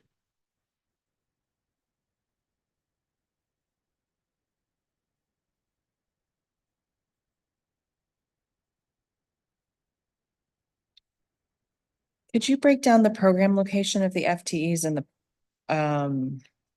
yeah, that's enough. Okay, That's enough. that's enough. Great. Nope. I always have to make sure I get what they need. Aye. It's not really about me at this point in the budget. All right, so how many vacancies do you have in the agency? So we currently have 11, which is a 6% vacancy rate, which is well below what you would see at most agencies. Any trouble with hiring and retention? Not that I'm aware of. I mean, you know, we do our best to remain competitive in a very competitive marketplace. And I believe Mr. Mulhauser said it. We are lucky to have you know, the team that we have. People could leave to go make more money elsewhere, but they are committed to public service. And you know, we have a great team there at OCTO.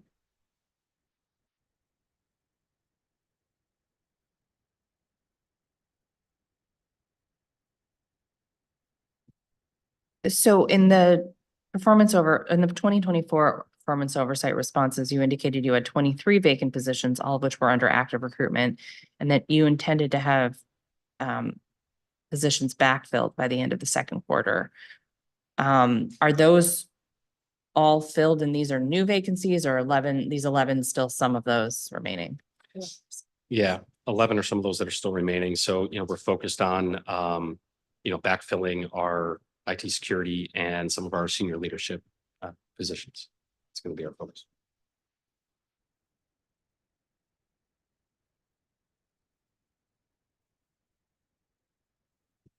And what are you prioritizing hiring for? Which important positions? Sure. So on the senior leadership side, you're going to see a need for an associate CTO for customer experience. We are hyper-focused on the feedback that we receive. We do want to make sure that we're creating an accessible and usable set of digital services for the district government. So we're super focused on making sure we have that customer experience SME in place on our senior leadership team. Additionally, we're also looking for an associate CTO for enterprise applications. So that runs the technical side of programs like PASS is one of those, or PeopleSoft. They also have a role overseeing the majority of enterprise development across the district, helping to advise agencies there. And then in general, our security team, security engineers, SOC and security operations engineers and analysts are always a high priority for us to bring in so that we can continue to maintain our cybersecurity posture and fight those billion attempts every week.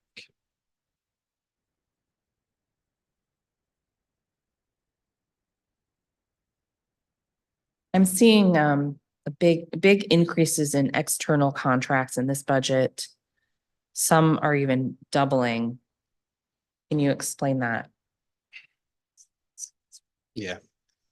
Year over year, again, this comes into that software subscription side where it is what the vendors would say they're offering us the whole package as a subscription now. So that's kind of what we're seeing, predominantly rising subscription costs and costs of service delivery associated with those subscription services.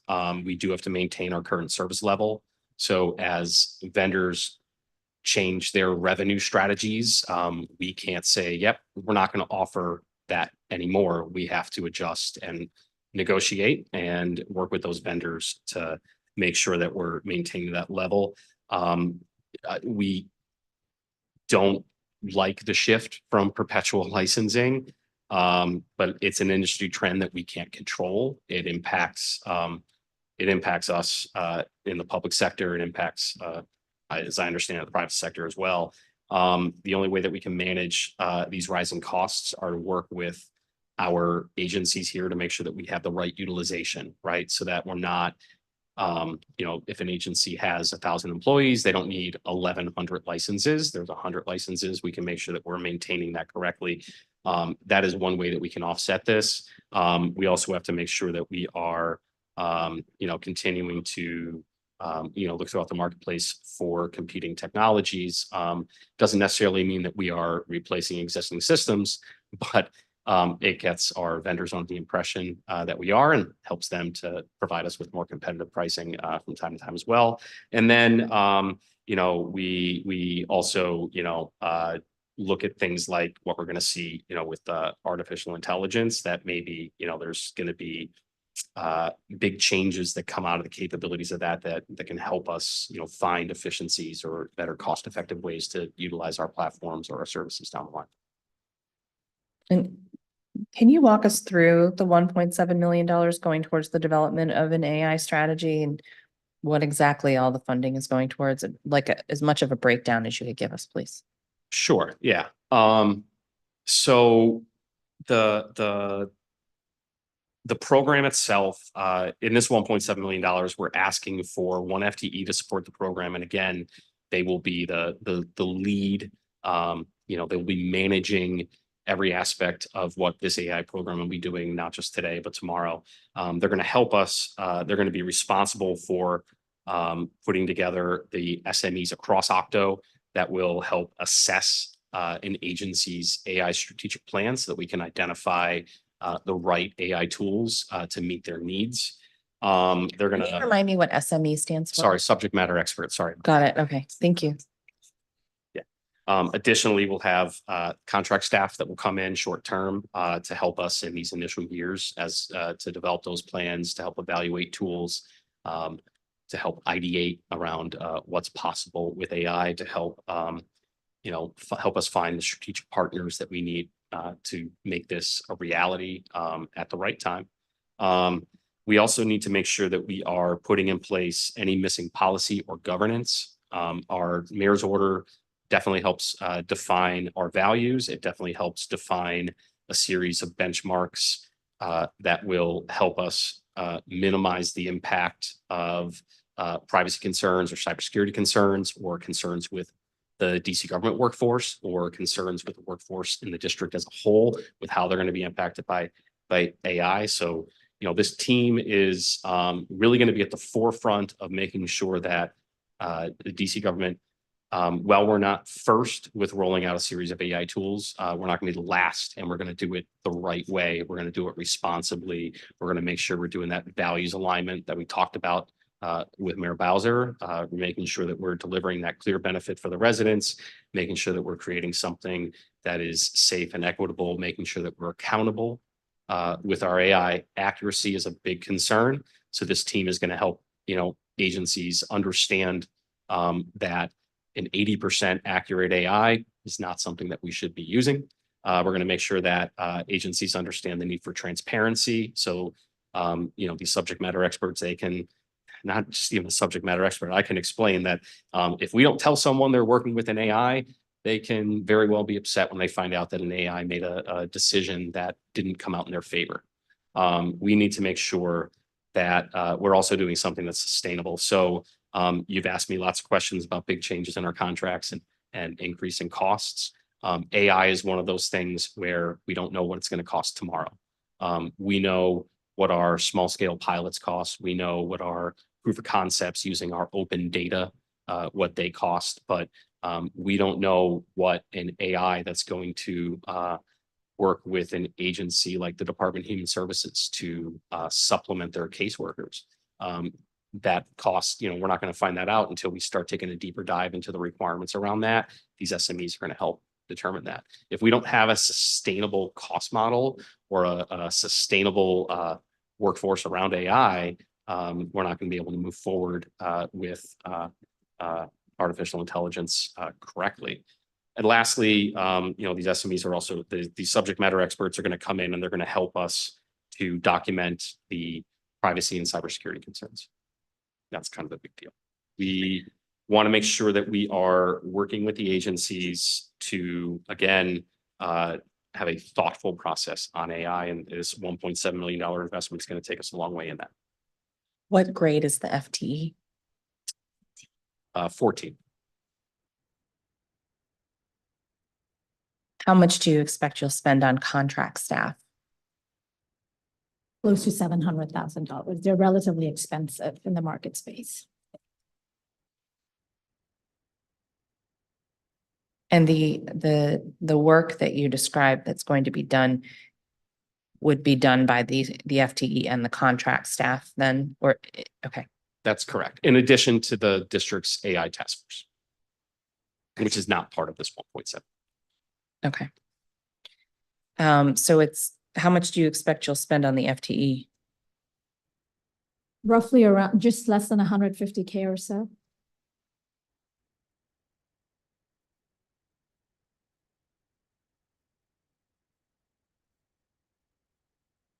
And are those the contractors that are already working with you? We have several on board, and then hopefully by once the budget is fully approved, we'll onboard a new SME next year. A new Private- a subject new matter contractor. expert. Yeah, Okay. sorry. Okay. Yes.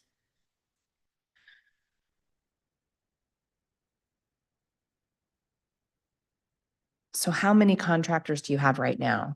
2. Okay.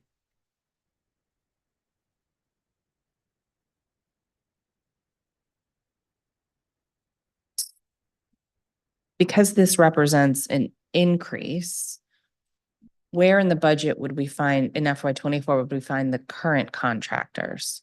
So we're really supplementing with our current budget today because Okay. there was not a actual budget line item, as you know, that's been through in the recent. So we've been just working with the different program areas, the contractual funds that we have to support this initiative today. I see.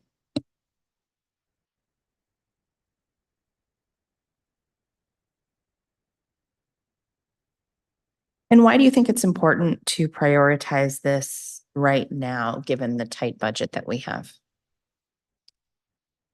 So artificial intelligence tools will help us find efficiencies in how we operate. They can help analyze something in a matter of seconds or minutes, depending on the amount of data that we're throwing at it, that a human being would take in some cases hours or days. Now, let's again, not to say that their analysis would be accurate, but it gives you a baseline start in a matter of minutes. So it's really going to help us to drive improvements, not just fiscally, but also from a service perspective. There's examples of AI tools that can take a look at, you can feed it a full process. And these tools can then say, hey, we found here's some aspects of that can be eliminated, or here's some efficiencies that we can create for you there too. And the other sets of this is where AI is also going to be able to help us with areas where, say, like when you initially roll out, say, an AI tool to help with to help supplement the capabilities of an employee here, someone in our workforce here in the district, it may be that AI can be trained to handle that job, and that individual can then be trained to take on a higher paying job or a more important job.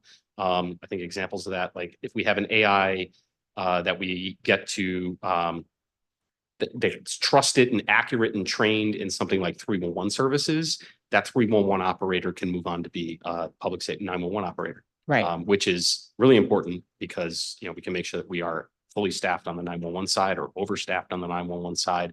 And, we give the ability for the residents of the district to say, I'm comfortable talking to an AI for 311. Let me talk to an AI for 311. If they're not, they can talk to a human being. So we don't want to fall behind on this. We want to make sure that we are, that we're going through, we're analyzing these situations, that we're talking this through with our partners so that we're finding the solutions that can help us get there.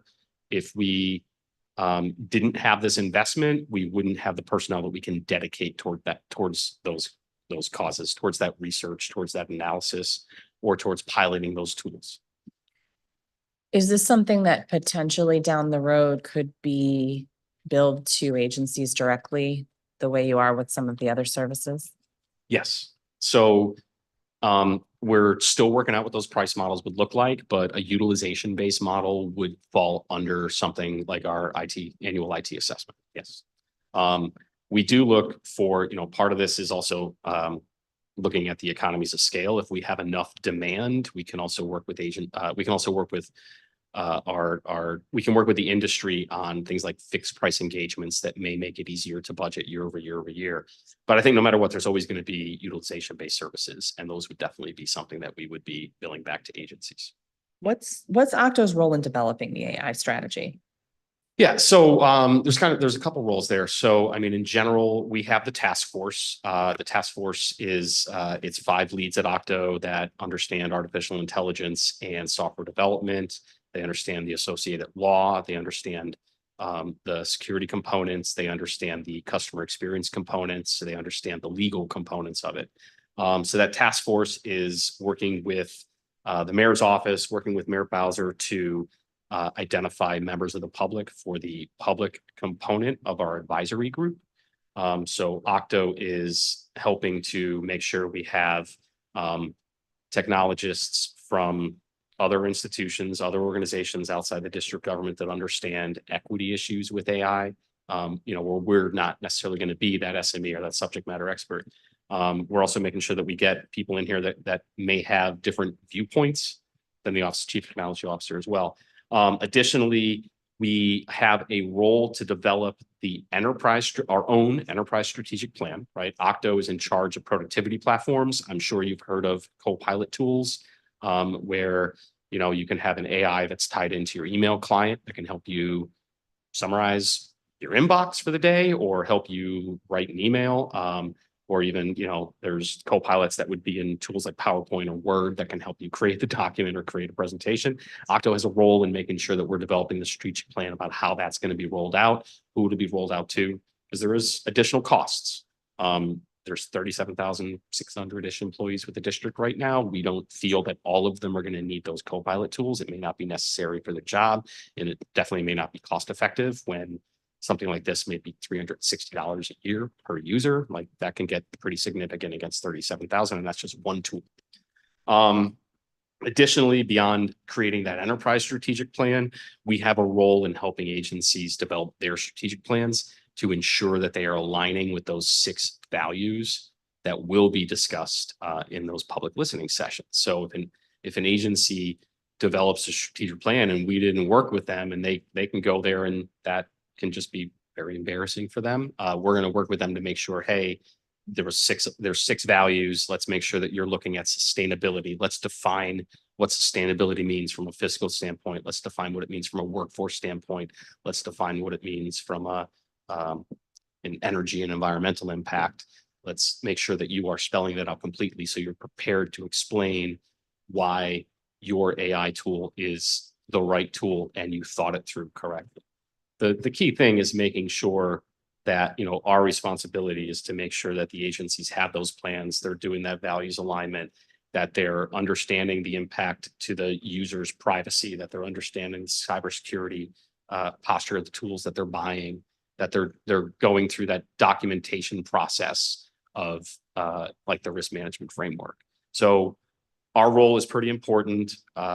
We were hoping that, with this investment that we can start to put in place some pilots and some proof of concepts that can help in future budget years, maybe find some reductions in efficiencies and economies of scale. Thank you. You're welcome. All right, let's turn to the capital budget as we wind down. Capital budget seeing a 31% increase and an additional FTE. Project SDD 21, the Services Demand and Delivery Platform Project, is seeing an increase in additional FTE. Can you discuss the role of the additional FTE and the purpose of the project? Yep. So this project is there's lots of different names for this, but the Service Demand and Delivery really ties into what would be for OCTO, our IT service management platform, what would be for DCHR, their HR service delivery platform. So this service delivery and demand platform has been it's been operational since I think it's a little over 2 years now at this point. It's been operational for a little over 2 years. We're now getting at the point where we want to start peeling back reliance on contractor support and start putting in place FTEs that can help to operate it a little more efficiently and effectively for the years to come. The role really is to make sure that we're coordinating across those multiple projects, whether it be with us or with DCHR, or down the line when we start working with DGS to tie in anything like facility support. We also we are enterprise IT. But we don't necessarily handle every aspect of IT for every agency. So we have to make sure that we're also working with agencies to identify any specific requirements they have to support their service demand and delivery as well. And that's what that FTE is going to help facilitate. Okay. Looking at project DSM 22, the Digital Services Modernization Project, which is seeing a $4.5 million investment in FY25. What are you hoping to achieve with this project? So this is the capital funds that primarily supports the portal project. So we're looking to accomplish in the coming fiscal year, we're looking to accomplish that family portal, working with the Deputy Mayor for Education's office. We're looking to prioritize something that would be helpful with parents without a school time.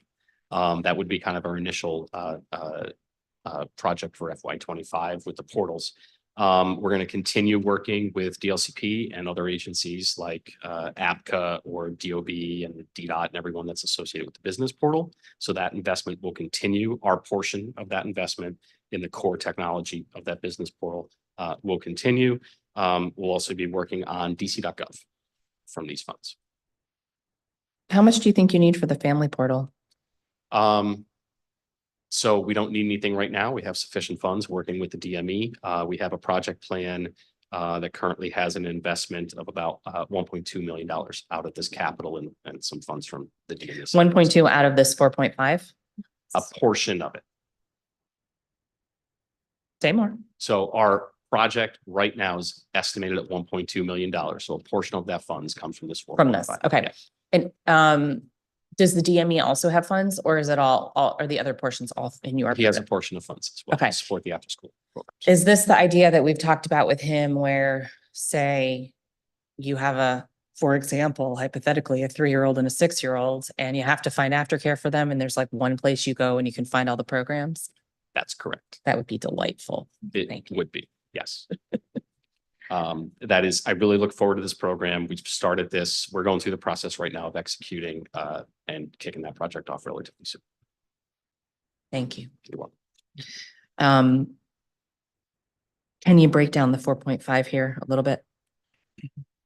So we have to, in 25, we'll have to go through some of the specific project plans, but there'll be a portion of it that will go towards the business portal, the core technology support and implementation in the business portal. Portion of it, again, for that implementation of the family portal with the Deputy Mayor for Education. Portion of it will go towards the initial scoping or requirement scoping of another resident facing portal, potentially around affordable housing. And then, of course, the DC Gov project. And then additionally, there are portions of funds that go towards the quality assurance behind that software quality assurance. That's the testing component of these projects. We have core staff within OCTO. Software quality assurance is one of our core programs there. So we need to make sure that we are going through the process of doing functional and usability and accessibility testing of those. I think the last set of investments that will come out of there would be around assisting us with that cloud data exchange. So making sure that we can securely move the data from agency to agency. Core function of these projects, portals specifically, is that it's multiple agencies working together in one system, and that it is a seamless one-stop experience for the end user, for the resident, right? So we have components of this that go towards building out those data integrations with agencies like APCA. Like if you're opening a tavern through DLCP's business licensing process, you're going to go through Department of Health for an inspection. You're going to go through Department of Buildings, perhaps for permitting. You may have a streetery components. You're going to go through DDOT. Some of those funds goes towards that integration into those existing systems at those agencies. That's very good. You could rattle all those off. Yeah. Are you opening a tavern? It was one of the many examples I remember. It just worked pretty well. How do you know that you need 4.5 for those things? It seems a little squishy here. We originally estimated this around what an average project would take for that kind of work.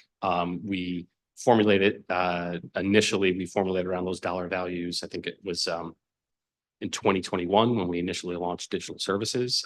We did find that dollar value worked out rather well with how we modeled it on the business portal. We are taking that different approach now where we are taking some investment from the agencies so that we can do more work at once. So instead of just working on one thing like the business portal is now DC Gov, we did go through the process of the IT Investment Review Board. So this was reviewed by all those agencies that we called in, all those agency CIOs that came in to help us vet the projects, make sure we had the right metrics, the right dollar values, the right roles and responsibilities between government staff, government contractors, and industry partners.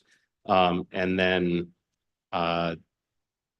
yeah, I think that about. So it's all in one line item because there's sort of some resource sharing in this model. So that's the model you developed in FY21, but these are not based on FY21 dollars. They're not based on FY21 dollars. We revisit this every year through the ITIRB, Okay. but the model itself was developed in 21. Okay, so they are rough estimates, but they're estimates that you feel have been vetted pretty well. Yeah. And we have found based on actual costs over the years that it works very well, that the Okay. dollar value maps very well.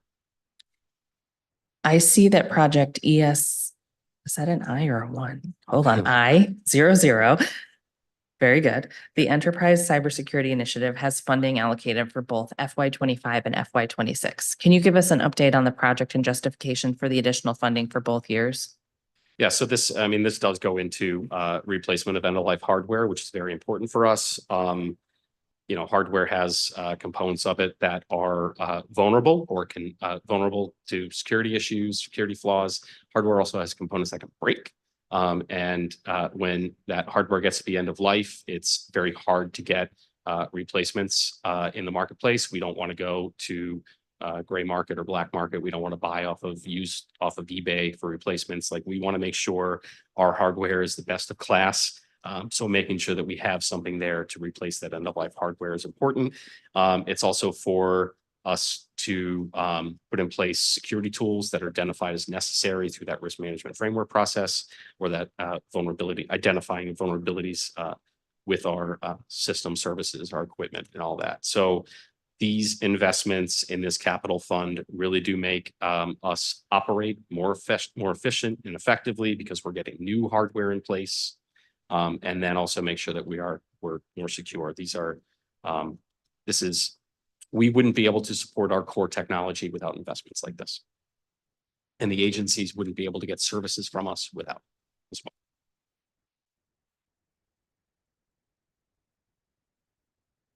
I'm curious about two new projects in FY 25. DAS 25, the Distributed Antenna System Project, and CIE 25, the Cybersecurity Infrastructure Project.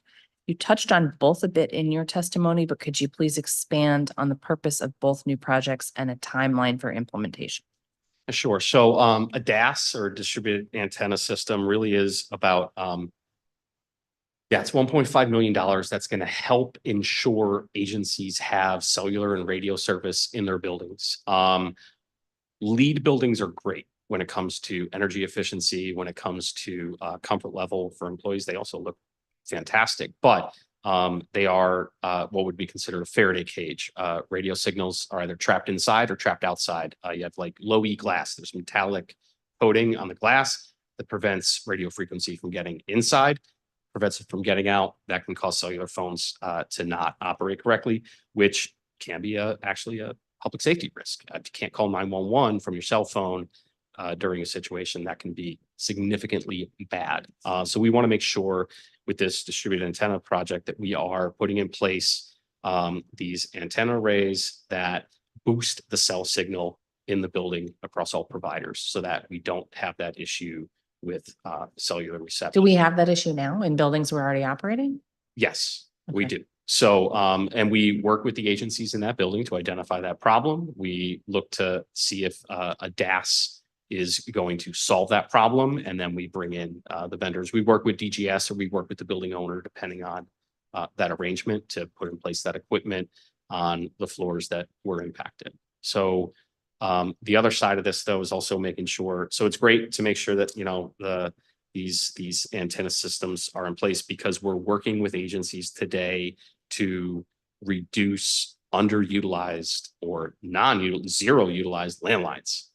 And if we're going to get rid of these landlines, but we're going to be dependent upon cellular infrastructure, which is great, because you can take a call, you can take a call in a conference room, take a call in your office, take a call in lunchroom, take a call just about anywhere in a building if we get these distributed antenna systems in place, and then we can start to reduce the higher cost landline systems. Shouldn't DGS pay for that?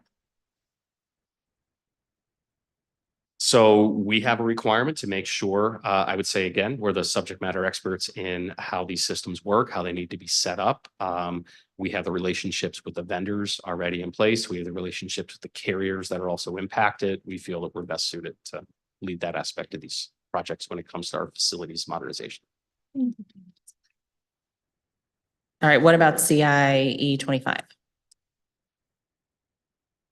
Yeah, those are additional security tools that I don't have the specifics on what tools we're buying with this, but our cybersecurity infrastructure is equipment like our firewalls that protect our data centers, that protect our core networks, that protect us in this building. If we didn't have that physical hardware in place, we wouldn't be able to have this public hearing right now. Do you have back to DAS, do you have a projected date of completion? There's several projects that are associated with it. So each project has different levels of complexity. The project isn't complete until we know that there is a full level of service in the building. Yeah. Okay, well, those are all the questions I have for you today. Thank you. And this will conclude the OCTO portion of today's hearing. We're going to recess now until noon, at which point we'll reconvene for the Office of Risk Management portion of this hearing. Thank you.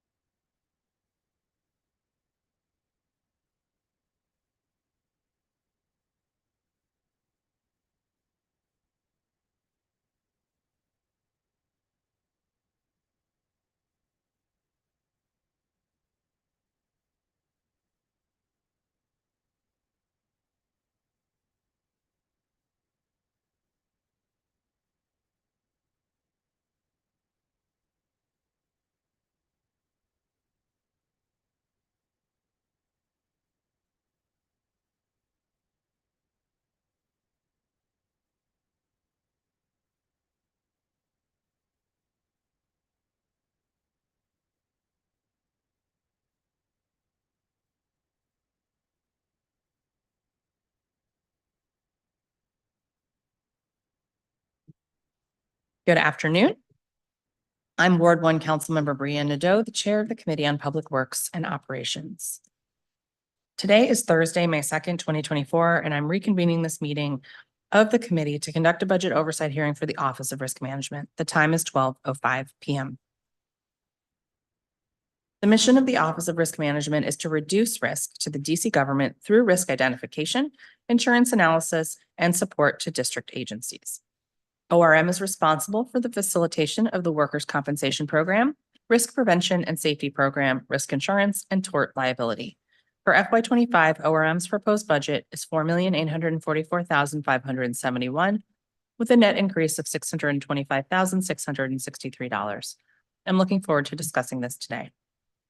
A quick reminder for those just joining us, in addition to being in person and on Zoom, this hearing is being live broadcast at brianneknadeau.com/live. As we have no public witnesses today, I will turn to Chief Risk Officer Ross.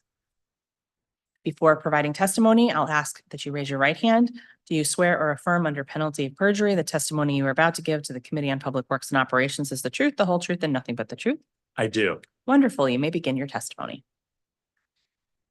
Good afternoon, Chairperson Nadeau, members and staff on the Committee on Public Works and Operation. I'm Jed Ross, Chief Risk Officer and Director of the District of Columbia's Office of Risk Management, ORM. I'm pleased to testify before you today, not only as the Director of ORM, but also as a longtime district resident and advocate for the district, believing wholeheartedly in the mayor's strategic investments that support our shared DC values. On April 3rd, 2024, Mayor Muriel Bowser presented her fiscal year 2025 budget and financial plan, a fair shot, the district's 29th consecutive balanced budget. The investments laid out in the budget are smart, creative, and strategic, and strike the right balance between investment and savings. They reflect the key priorities identified by district residents at budget engagement forums during the budget formulation process and provide every Washingtonian with a fair shot. ORM stands ready to support these priorities and to continue servicing its customers, especially at a financially constraining time like this. As a district resident employee, I am extremely proud to work under the mayor, whose ambitious vision in the face of current economic challenges establishes a strong foundation for the district's next 50 years, an objective we can all enthusiastically support. I too appreciate the leadership you, Chairperson Nadeau, the other committee members, and all on the council have shown during these times. ORM's mission is to reduce the probability, occurrence, and cost of risk for the district government. To fulfill this mission, ORM works to institutionalize and systematize the practice of risk management within district government agencies and to reduce the likelihood and severity of potential losses through the implementation of effective risk prevention and control strategies. We achieve these objectives by providing risk management leadership, guidance, and support to district agencies through ORM's 4 main divisions: the Public Sector Workers' Compensation Program, PSWCP, the Tort Division, the Risk Prevention and Safety Division, and the Captive Insurance Agency. Together, ORM's divisions work to foster a culture of risk awareness and promote risk management across our government. Today, my testimony will focus on ORM's 4 budgeted agencies, each of which support these objectives. First, RK0, the Office of Risk Management. Second, BG0, the Employees Compensation Fund. Third, RJ0, the Captive Insurance Agency. And fourth, ZH0, the Settlements and Judgments Fund. RK0 represents ORM's primary operating budget. In the mayor's FY 2025 budget, ORM's operating budget is $4,844,571 with 33 full-time equivalents. The FY 2025 budget reflects a net increase of $625,663 over the approved fiscal year 2024 budget. The increase is due in part to $101,602 in personnel services across multiple programs to support projected salary and fringe benefit cost increases. The increase also includes $334,663 and 2 FTEs to support the expansion of legal support, subrogation, and the district's return to work initiative. There is also a one-time increase of $250,000 in non-personal services to support operations for real property appraisals. A proposed decrease of $53,103 in agency management program is to partially offset projected increases in personal services, resulting in the aforementioned net increase. Finally, there is an additional decrease in the budget code of $7,500, recognizing cost savings in equipment and machinery and in supplies and materials. The Employees Compensation Fund, BG0, provides fiscal resources to administer the Public Sector Workers' Compensation Program for district government employees and to pay the cost of claims pursuant to applicable district laws.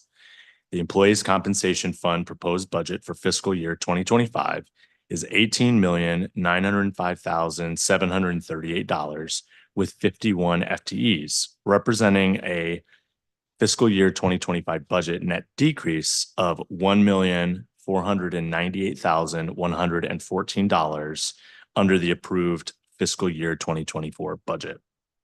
There is an increase of $250,263 to support non-personal services across multiple programs, primarily in professional service fees. The decrease of $1,748,377 encompasses cost savings realized since in-housing the program in August of 2018. As with RK0, this budget code is also comprised entirely of local funds. The mission of the captive insurance agency is to provide medical malpractice insurance for local nonprofit health centers and to administer and procure various property and liability insurance policies aimed at protecting the district government, its assets, and resources against potential losses. In fiscal year 2025, the captive budget is $11,371,699, including amounts allocated to the subrogation fund, reflecting a net increase of $869,489 over the fiscal year 2024 budget. This increase allows funding for increased insurance premiums, salaries and fringe benefits for the associated 6 FTEs within the agency, professional service costs, and alignment of resources with operational spending goals. In fiscal year 2025, the primary budget increase of local funds relates to the hardening or difficult insurance markets, particularly in the real property arena. ORM continually works with the district's insurance brokers to ensure the district government participates in the most competitive insurance markets and receives the best possible rates. The fundamental objective is always to implement an insurance program to best protect the district from financial and operational losses at the lowest feasible cost. The subrogation fund included in this budget code and administered by ORM's tort division is organized as a collections and operation to recoup money owed to the district for losses caused by third parties, and to then make funds available to district agencies to repair or replace property damaged by third parties. The proposed fiscal year 2025 budget allocates $850,000 for the purposes authorized by this special purpose fund. The Settlements and Judgment Fund budget provides fiscal resources to settle claims and lawsuits and pay judgments in most types of civil cases filed against the district. This budget item, generally referred to as the Settlement and Judgment Fund, is administered by ORM. The proposed budget for fiscal year 2025 is $21,024,759 and does not include FTEs. The fiscal year 2025 budget represents no change from the approved fiscal year 2024 budget. The budget is comprised entirely of local funds.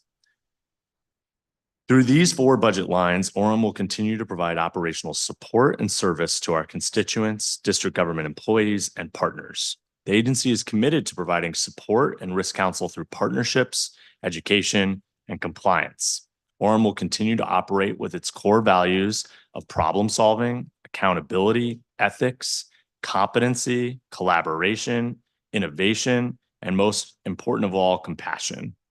Like other district agencies, ORM will remain steadfast in our approach and will strive to provide the best level of customer service possible to our constituents and partners. I wanted to take a moment before closing to thank the best team in any agency. My super hardworking colleagues at the Office of Risk Management are stalwart civil servants. They have been working very hard over many years to really turn our programs around. I couldn't have done it without my deputy director, Sam Young, our general counsel, my deputy general counsel, all of my senior managers, just fantastic, amazing, capable district government employees that I can't thank enough. And I wanted to thank you, Chairperson Nadeau, and members of the Committee on Public Works and Operations for the opportunity to testify in support of the mayor's 2025 budget. This budget addresses the confluence of post-COVID factors that we are facing: slower revenue growth, the end of federal stimulus funding, significantly higher operating costs, and the impacts of the remote work environment. It also reflects Mayor Bowser's ongoing commitment to good government and fiscal responsibility without compromising our shared DC values. ORM looks forward to your support and our continued partnership. At this time, I'm available to answer any questions you may have. Thank you very much for your testimony. You mentioned there's a $250,000 increase for real property appraisals. What will this additional funding allow you to accomplish? This is a very important line item for us. The last time we performed real property appraisals was around 2014. In the insurance industry, you're supposed to appraise your properties hopefully every 5 to 8 years. The purpose of doing these appraisals is to ensure that we have accurate replacement cost values for our properties. We then provide that information to the insurance carriers that we are applying for coverage with. They will analyze those numbers and have a better understanding of two things. One, what to charge the premium rates against, so we know how much we'll have to pay for insurance. And two, they look at it to understand what the replacement cost would be for those properties. And without having good data about how much our assets would cover or would be needed to replace them, the insurance carriers don't really know, and they can end up increasing the values on our properties arbitrarily, in which case then we have to pay more in insurance premiums because we don't have the data to say, you know, the Wilson building is worth X dollars. And given the significant increases in inflation and cost of construction that happened post-COVID and during COVID, the insurance industry really had a hardening of its markets and increased values across the country, across the world, due to supply chain and other things. So this is our ability to kind of fight back against value increases by the insurance carriers. And why haven't we done them since 2014? We work with DGS. We go through the OCFO and we work through the process around that to get our values, but the insurance industry is looking for these in particular. They're looking for actual appraisals. Every year we do walk through and go through all of our buildings. At least 300 a year is our goal. So we are doing a lot of the assessments. We're doing a lot of the fixes. We're doing a lot of the work related to that. And then of course the assessments of the properties change, but this is really the professional industry-wide process for it. And that we want to make sure that we're undertaking it. Can you share more about the insurance market trend you discussed and how it might affect the district's operations? Sure. So as I noted in my testimony, there's some increases in our insurance funds for the purpose of meeting the hardening of the insurance market. What that means is the insurance carriers have suffered losses, particularly during Hurricane Ian, and then also a lot of flooding that happened in the last calendar year. And then what happens is all insurance carriers who have to pay out large settlements and payments to repair and replace properties that have suffered these catastrophic losses, it ends up creating increases in pressures for them to increase insurance rates in future out years. And what we're seeing from all of our brokers, from the insurance industry, reading articles from ORM and from the Risk Insurance Management Society and all the analysts in in Wall Street, they're just the market is hardening, particularly with real property insurance. And so we expect that there'll just be continued increases in real property coverage as a result of bad catastrophic losses that didn't necessarily impact and happen in the District of Columbia, but are happening, worldwide. I see there's a more than 42% cut to professional services fees and contracts under the Office of the Director. What's this cut? A lot of the cuts and changes now that we have diffs is about realigning and making sure that the funding is in the right program and activity codes. So it's shifting to the right area. So it's not necessarily huge and large cuts. As I mentioned in my testimony, there is an overall increase. So there should be no impact, but making sure that it's not being put into the wrong area, I should say. So in executive administrative programs, we are not, using all of those funds in the way that we were, that it was listed. And so we wanted to make sure it was aligned in the right place. I also see a decrease of around 73% in funding for office supplies. Is that similar? It is similar. There are some decreases that are taking place as it relates to it with with our shared sacrifices. We are making sure that we are being as careful and as fiscally conservative as it relates to our supplies. We're also ensuring that we're preserving them now. So it's not a very large amount of money that's in that area. So that decrease is something that we definitely should be able to manage and support in the next fiscal year. There's a 93% increase to miscellaneous fringe benefits under the workers' comp program. What's that? So out of the workers' compensation fund, we pay for all of our district government employees and pay for the lost wages for our injured workers. And so this is again about realignment since diffs took place. Every year we work to try and make sure it's in the right program and activity code. For the BG0 workers' compensation program, it's $18 million, over $18 million in that fund. And so every year we have more injured workers or we have more employees on our rolls who are using those fringe benefits or not. And so making sure that it's being aligned based on what we've seen in prior years, that's really what we're doing here. But we are not, it's not an increase or a decrease in a way that has a major impact on anything except for the standard operations that we've been doing year over year, if that makes sense. Where was the money before? It likely would have been in our regular in CSG ComSource Group, I believe 12, which is just our normal regular payroll. And so then saying, oh, well, actually, we need to move some more money into the fringe, which is CSG 14, ComSource Group 14. So they're both related to payroll. And it's just a matter of, okay, actually there's more money that needed to be there. Right. So it's just a CFO accounting circumstance is what I would say. Okay. Hold on a second. And my AFO is nodding his head, so. Oh, well, that's always encouraging. What is not encouraging is my tablet jumping all over the place when I touch it. So give me 1 second. Take your time, Councilmember. Thank you. It's tired of budget hearings, I guess.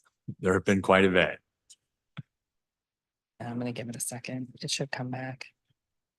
Hold on. I'll kill it and come back. So I'd like to be able to write.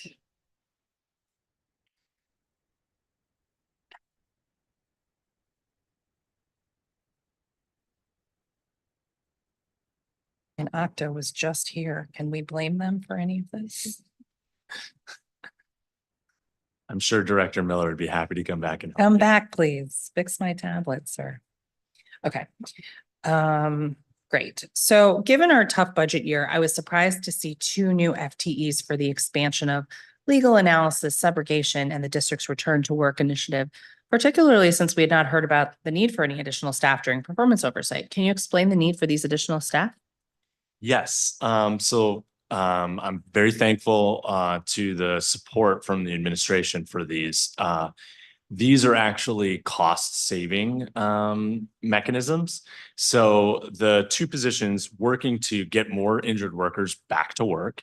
As I testified in my earlier, we are returning more people back to work. And as you see, there's an overall reduction in the workers' compensation fund Mhm. because we're getting more people back to work and not paying people every 2 weeks when they actually could be in a modified work duty capacity, or they can be in some type of circumstance where they're getting healthier faster.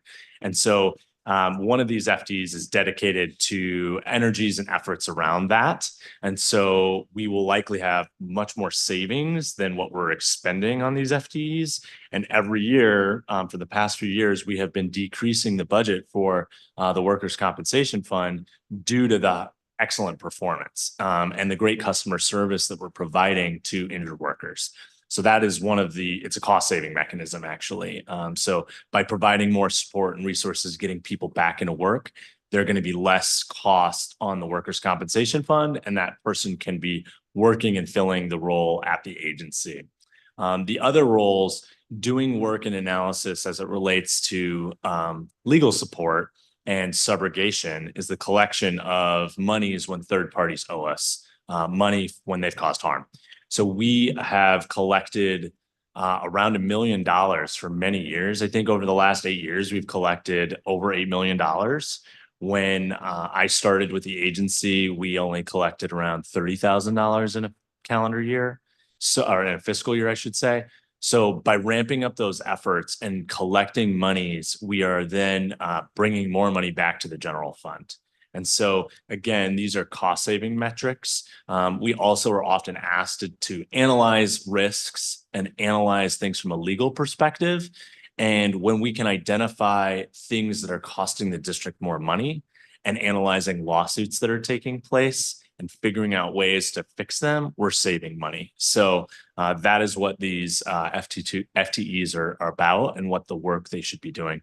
Big shout out and thanks to my team who's been doing that work. But we get overwhelmed with the ability to really do it for all agencies, 30,000+ district employees.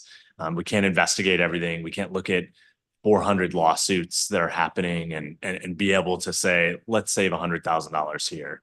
Just one matter being more advanced and on top of it, we can save hundreds of thousands, if not millions of dollars in working with our partners at OAG.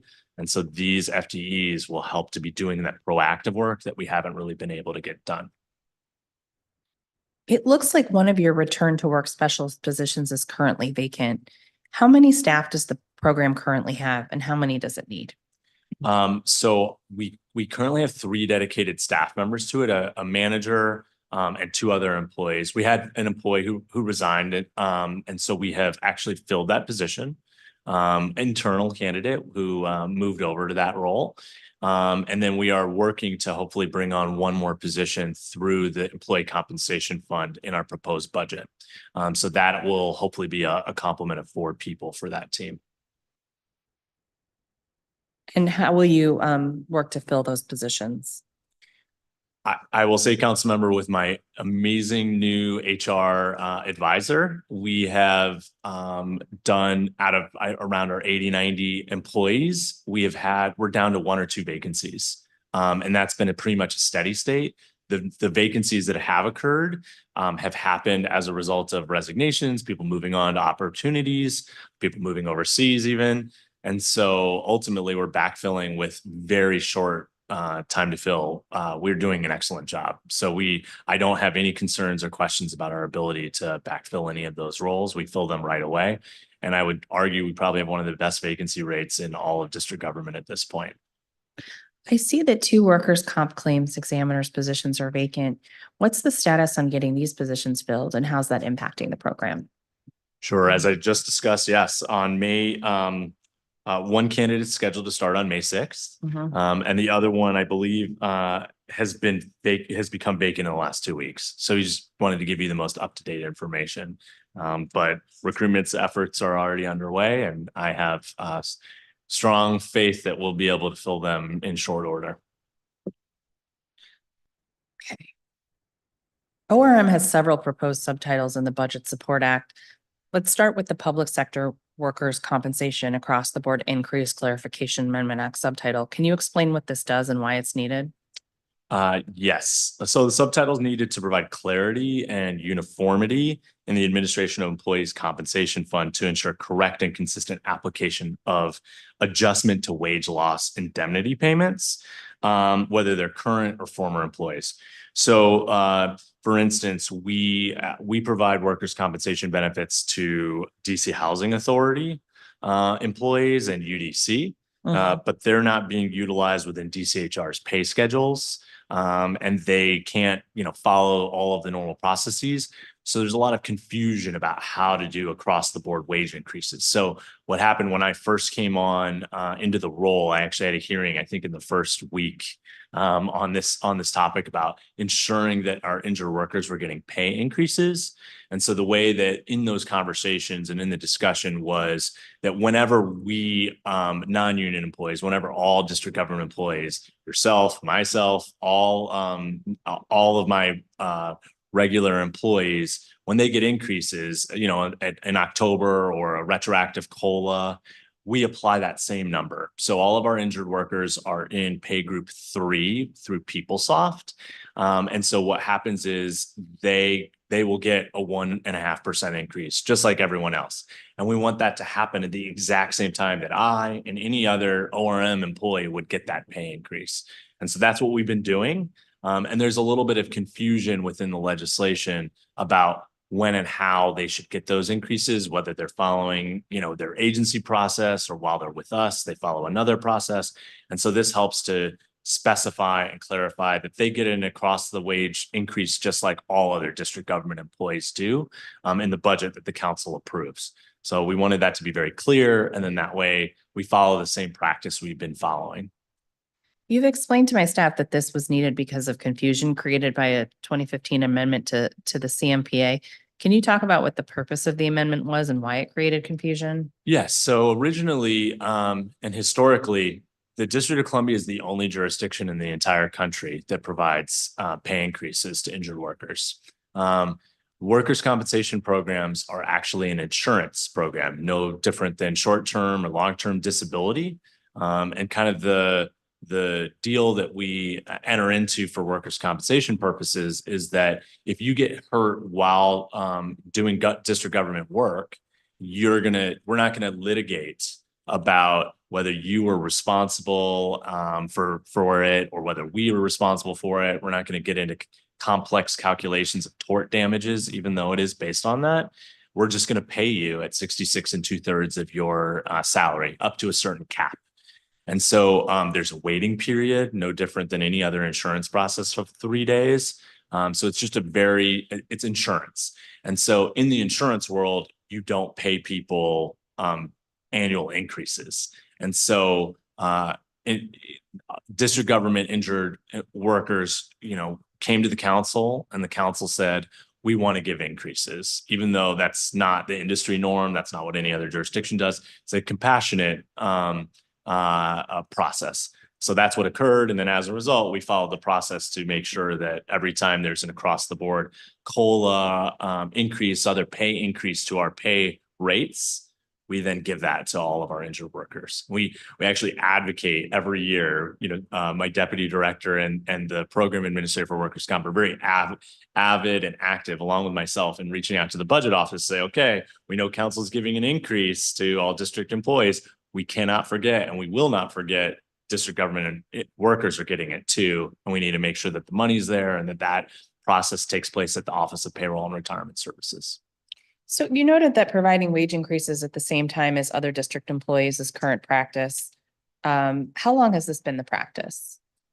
Since the law was enacted in 2015, we followed through in making sure that district government injured workers get increases like everyone else. So why wasn't the amendment made sooner?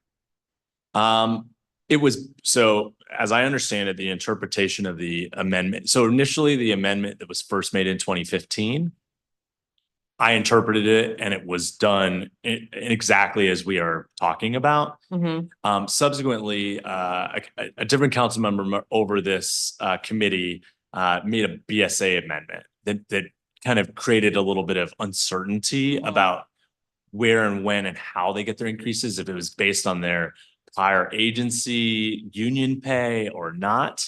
And actually, we weren't even made aware because it was put in the BSA.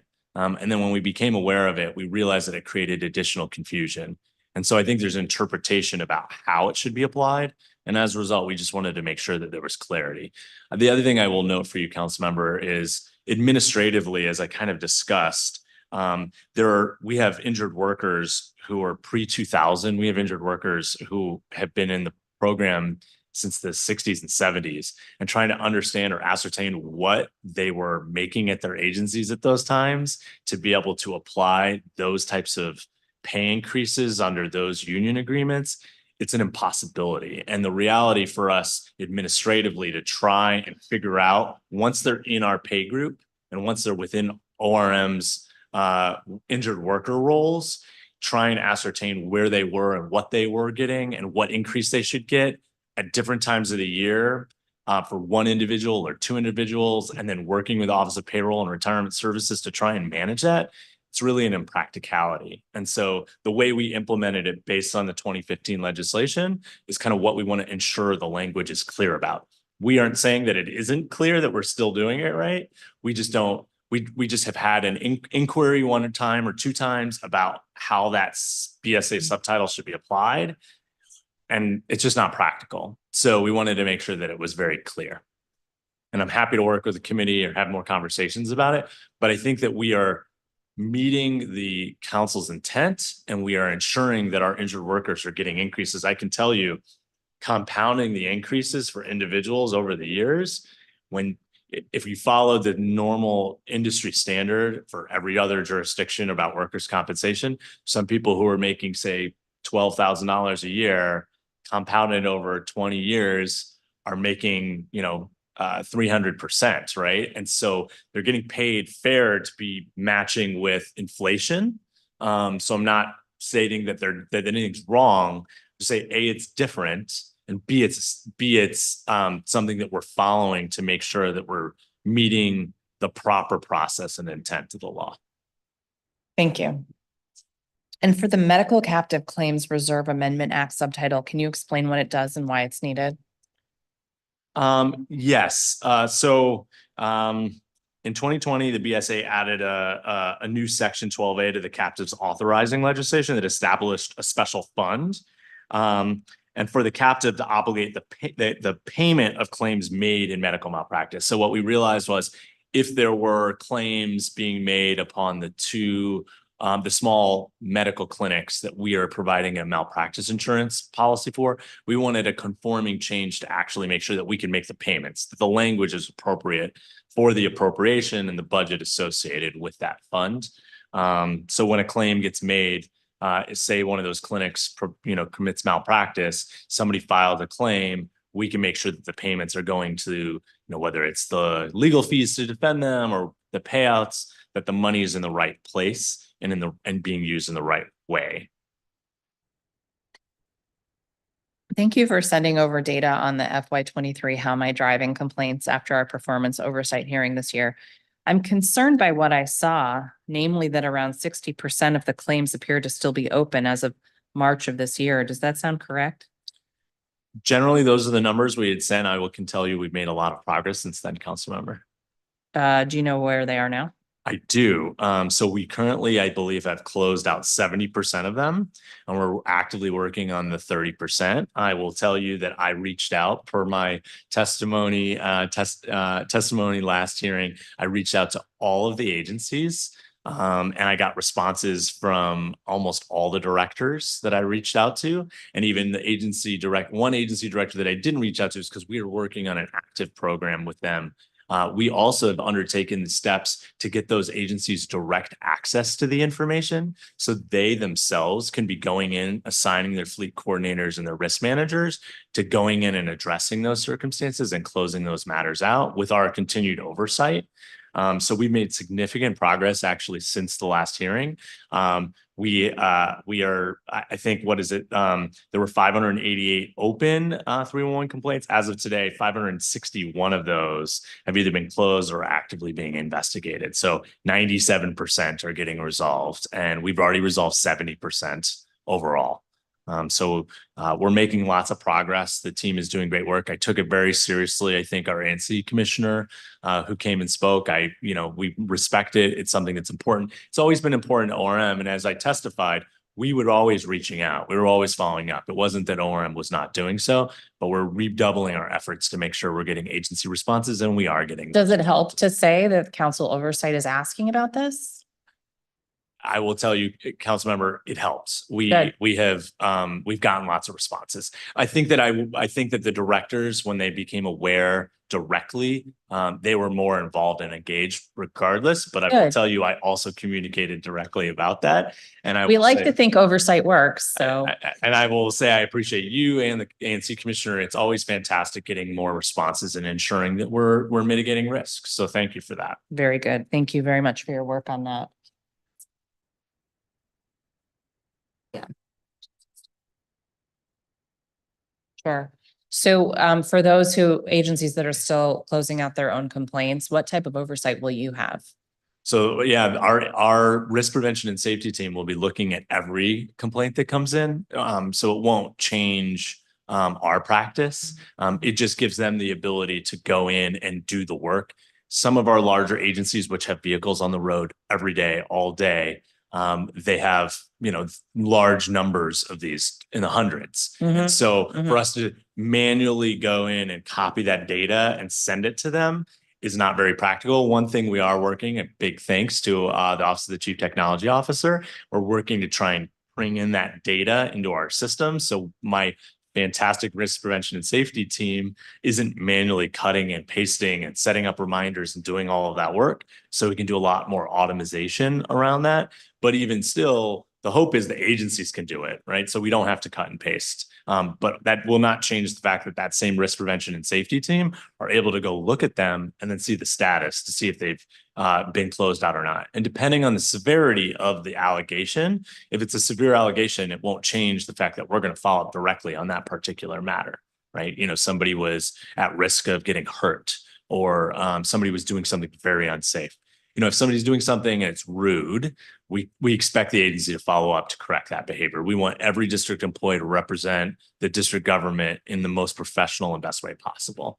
But if it's something that truly could cause more financial harm or hurt our employee or hurt somebody else, our risk prevention and safety team is going to follow up directly regardless. And what tools do you have if in the future directors are not responsive to these requests? Well, I always have the opportunity to reach out to the deputy mayors, to the city administrator, to follow up above and beyond. I'll say the one great thing about this administration is that, and under the mayor's leadership, is that all the directors really have great relationships. We have the ability to work with other directors. But the great thing about district government is that you have individuals who can work at any level to resolve the problem. So it's not just me reaching out to another director. I could reach out to a fleet coordinator or to an agency risk manager or to the program manager overseeing the particular employee who is causing the challenge.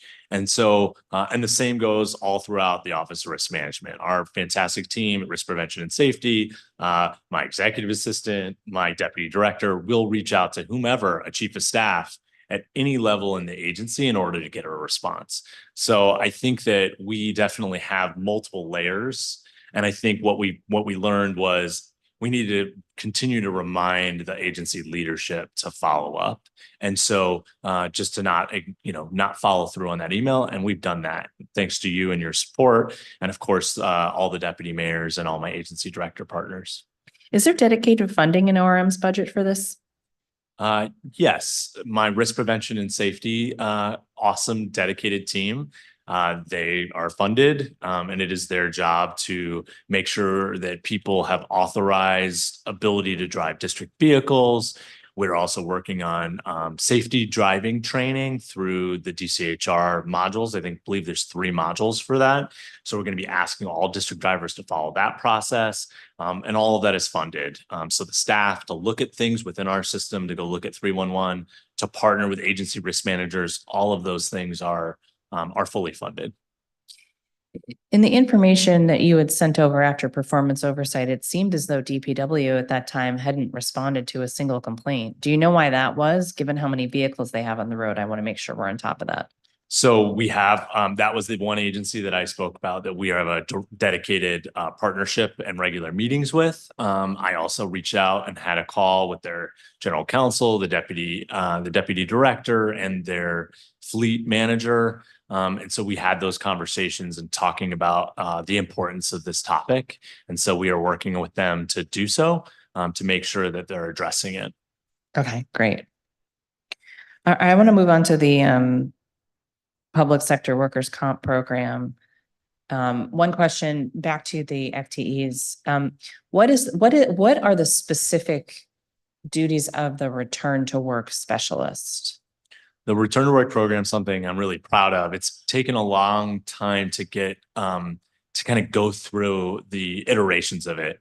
And so what we do is we find modified work duty positions for injured workers who have restrictions based on the medical data.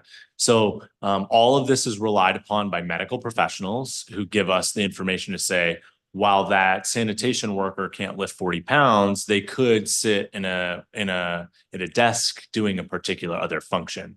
And so then what we'll do is we'll partner with other agencies, hopefully the originating agency. We always want the people to go work at the originating agency in a modified duty capacity. So we would reach out to DPW and say, hey, do you have a front desk thing for this employee who can't lift things or who can't stand for 8 hours? Do you have filing that needs to be done? Can they answer phone calls? Could they do customer service? And we will work with that agency to put that individual back into the agency. They get paid 100% of their normal pay, get all their normal benefits, and then they will continue to go to physical therapy. They'll go and wait for their surgery. They'll do whatever they need to do to recover to hopefully return to that full duty position. So we've been really fortunate to partner with lots of agencies who have a need for help. If that originating agency, the agency where that employee sits, is unable to find a position that makes sense just because they don't have the capacity or that type of work, then we'll go to other agencies and say, hey, Department of Behavioral Health, who's been a great partner, do you need somebody to answer phone calls? Do you need somebody to help with this? And they will find work for that individual, and we'll help return them to the job. In the workers' compensation industry, the longer you stay out of work, the less likely it is that you're going to come back. There's psychological impacts, there are physical impacts, there's socialization impacts that all result from that. And so the faster we can get somebody who gets injured on the job back into a work environment, working with colleagues, not losing their skills and growth. We did have a lot of our old claims, 60s, 70s, 80s, 90s, where individuals, we realized that they probably could have and should have been returned back to work early. But because under the third-party administrators, they weren't doing that, people lost their ability to type.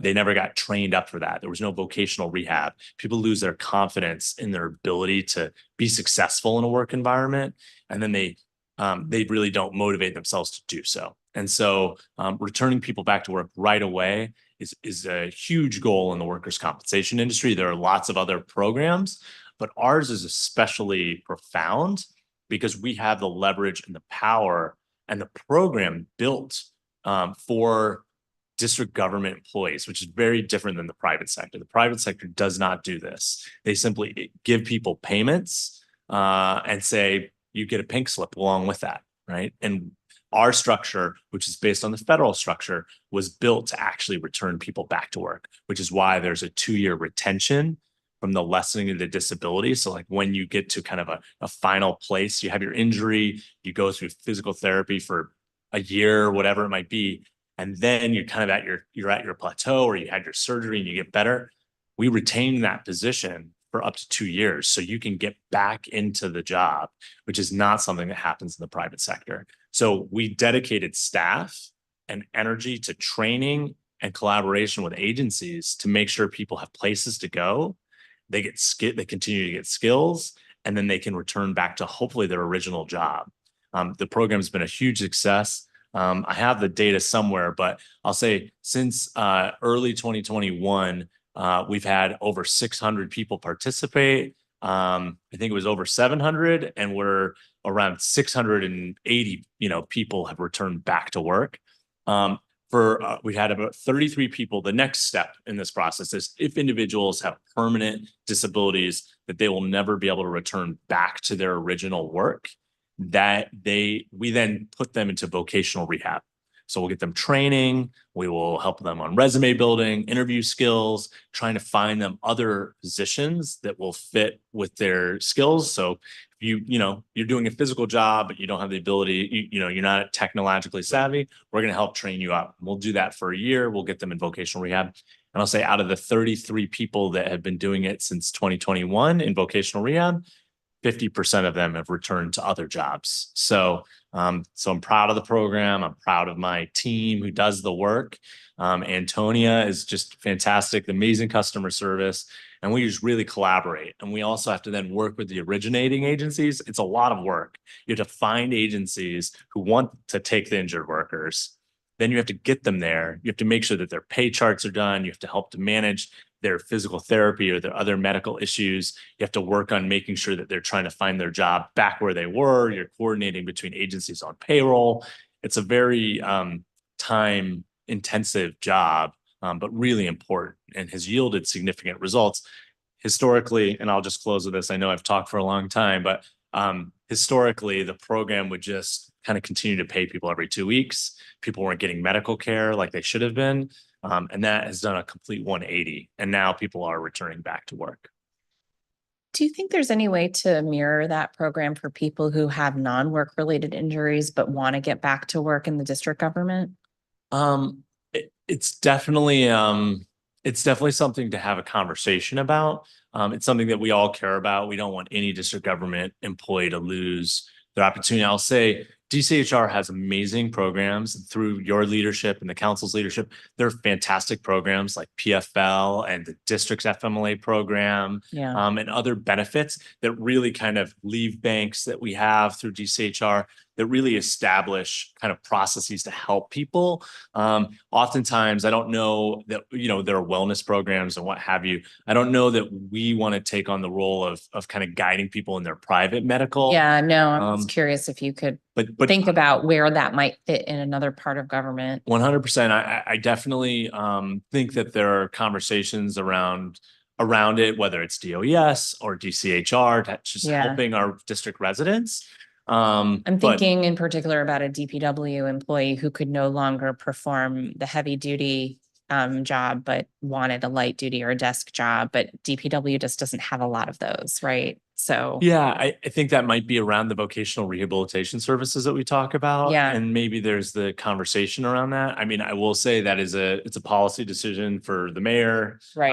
And the council that I can't really per se dictate about, but sometimes they're very successful. It also really depends on the individual, their particular injuries, their education, their experience, their willingness also plays into this from time to time. So I definitely will. I'm happy to participate with the committee at DCHR and of course the city administrator, the mayor's leadership on anything related to that. Obviously, you're a big champion of the program. You believe in it very fully. There is still some criticism out there. And in the performance oversight hearing, we discussed continued complaints about the program and how ORM has made improvements to address them.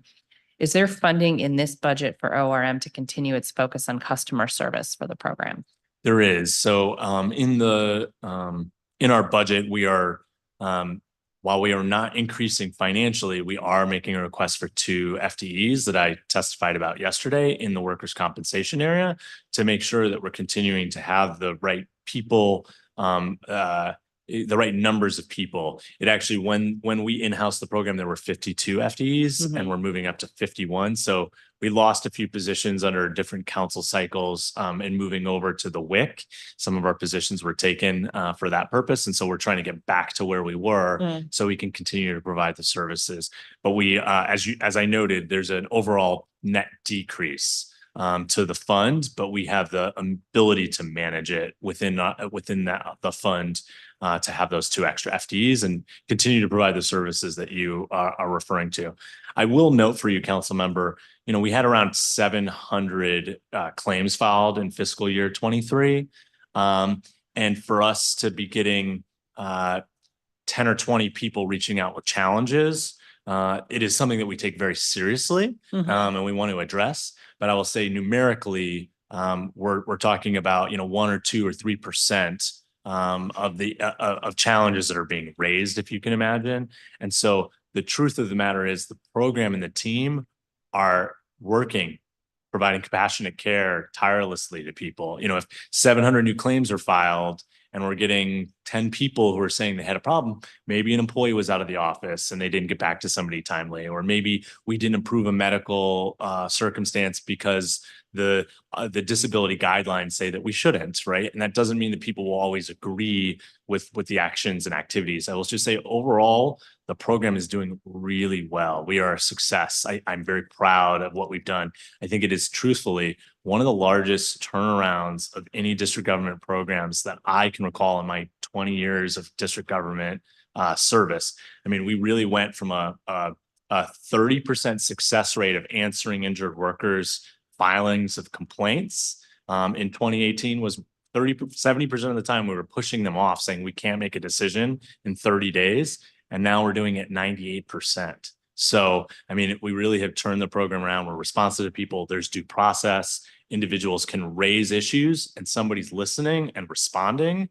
That when I came in, the courts were threatening the agency for not being responsive. And that's not the case anymore. And it's a big thanks to the mayor for dedicating significant resources and support to turning the program around and really taking this program away from third-party administrators, contractors, and saying that we in the district government can do it better and we can follow through in the legislation that was created by originally the federal government, but a proactive return to work based injured worker program versus just a pay program that's the private sector. A common complaint that we heard was that attorneys will not represent claimants because they cannot do much for them under the current program requirements. To your knowledge, how often does ORM encounter cases where attorneys are representing claimants in the program? I think regularly we have attorneys representing our injured workers. The council was great and established that when the program did things incorrectly, that and a ruling comes and benefits are secured for injured workers, that we pay the attorney's fees. We pay 20% of whatever was secured up to the cap of their total attorney's fees. So the attorneys are getting paid when we have done something wrong. And paid by the program, paid by the BG0 fund. So I think that our injured workers are able to find representation. I will also say that the hope and the goal is now with our better administration of the program, there's much less need for litigation, right? They're getting they have administrative due process to solve these problems. And as I testified in the last hearing, the chief risk officer decisions that I'm making are overturning decisions by the program. It's happening regularly. And so if the program is making a mistake or not doing something, injured workers can do it without an attorney. They can file an appeal. We have lots of appeal forms that are sent with every decision. They can handwrite them in, they can email them, they can make the requests, and we then review it and we overturn those decisions when they were wrong. And when I say lots of the time we're overturning them, I mean statistically, not necessarily that we're getting lots of appeals and that we're having lots of failings. Overall, we're doing an excellent job, but there are processes for them to do it. And the attorneys are also able to help secure those benefits for the injured workers. Thank you. I look forward to examining this with you a little bit more, and I appreciate the effort your office has put into this program. I want to make sure we're addressing some of the issues that we're continuing to hear from district workers. So happy to have those conversations with you and the committee. Thank you so much. This concludes today's budget oversight hearing. If you've not yet submitted written testimony, please do so by submitting it on the council's hearing management system. The record for this hearing will close at 5:30 p.m. on May 5th, 2024. The time is now 12:59 p.m. and this hearing is adjourned. Thank you, Chair. Your committee team is awesome.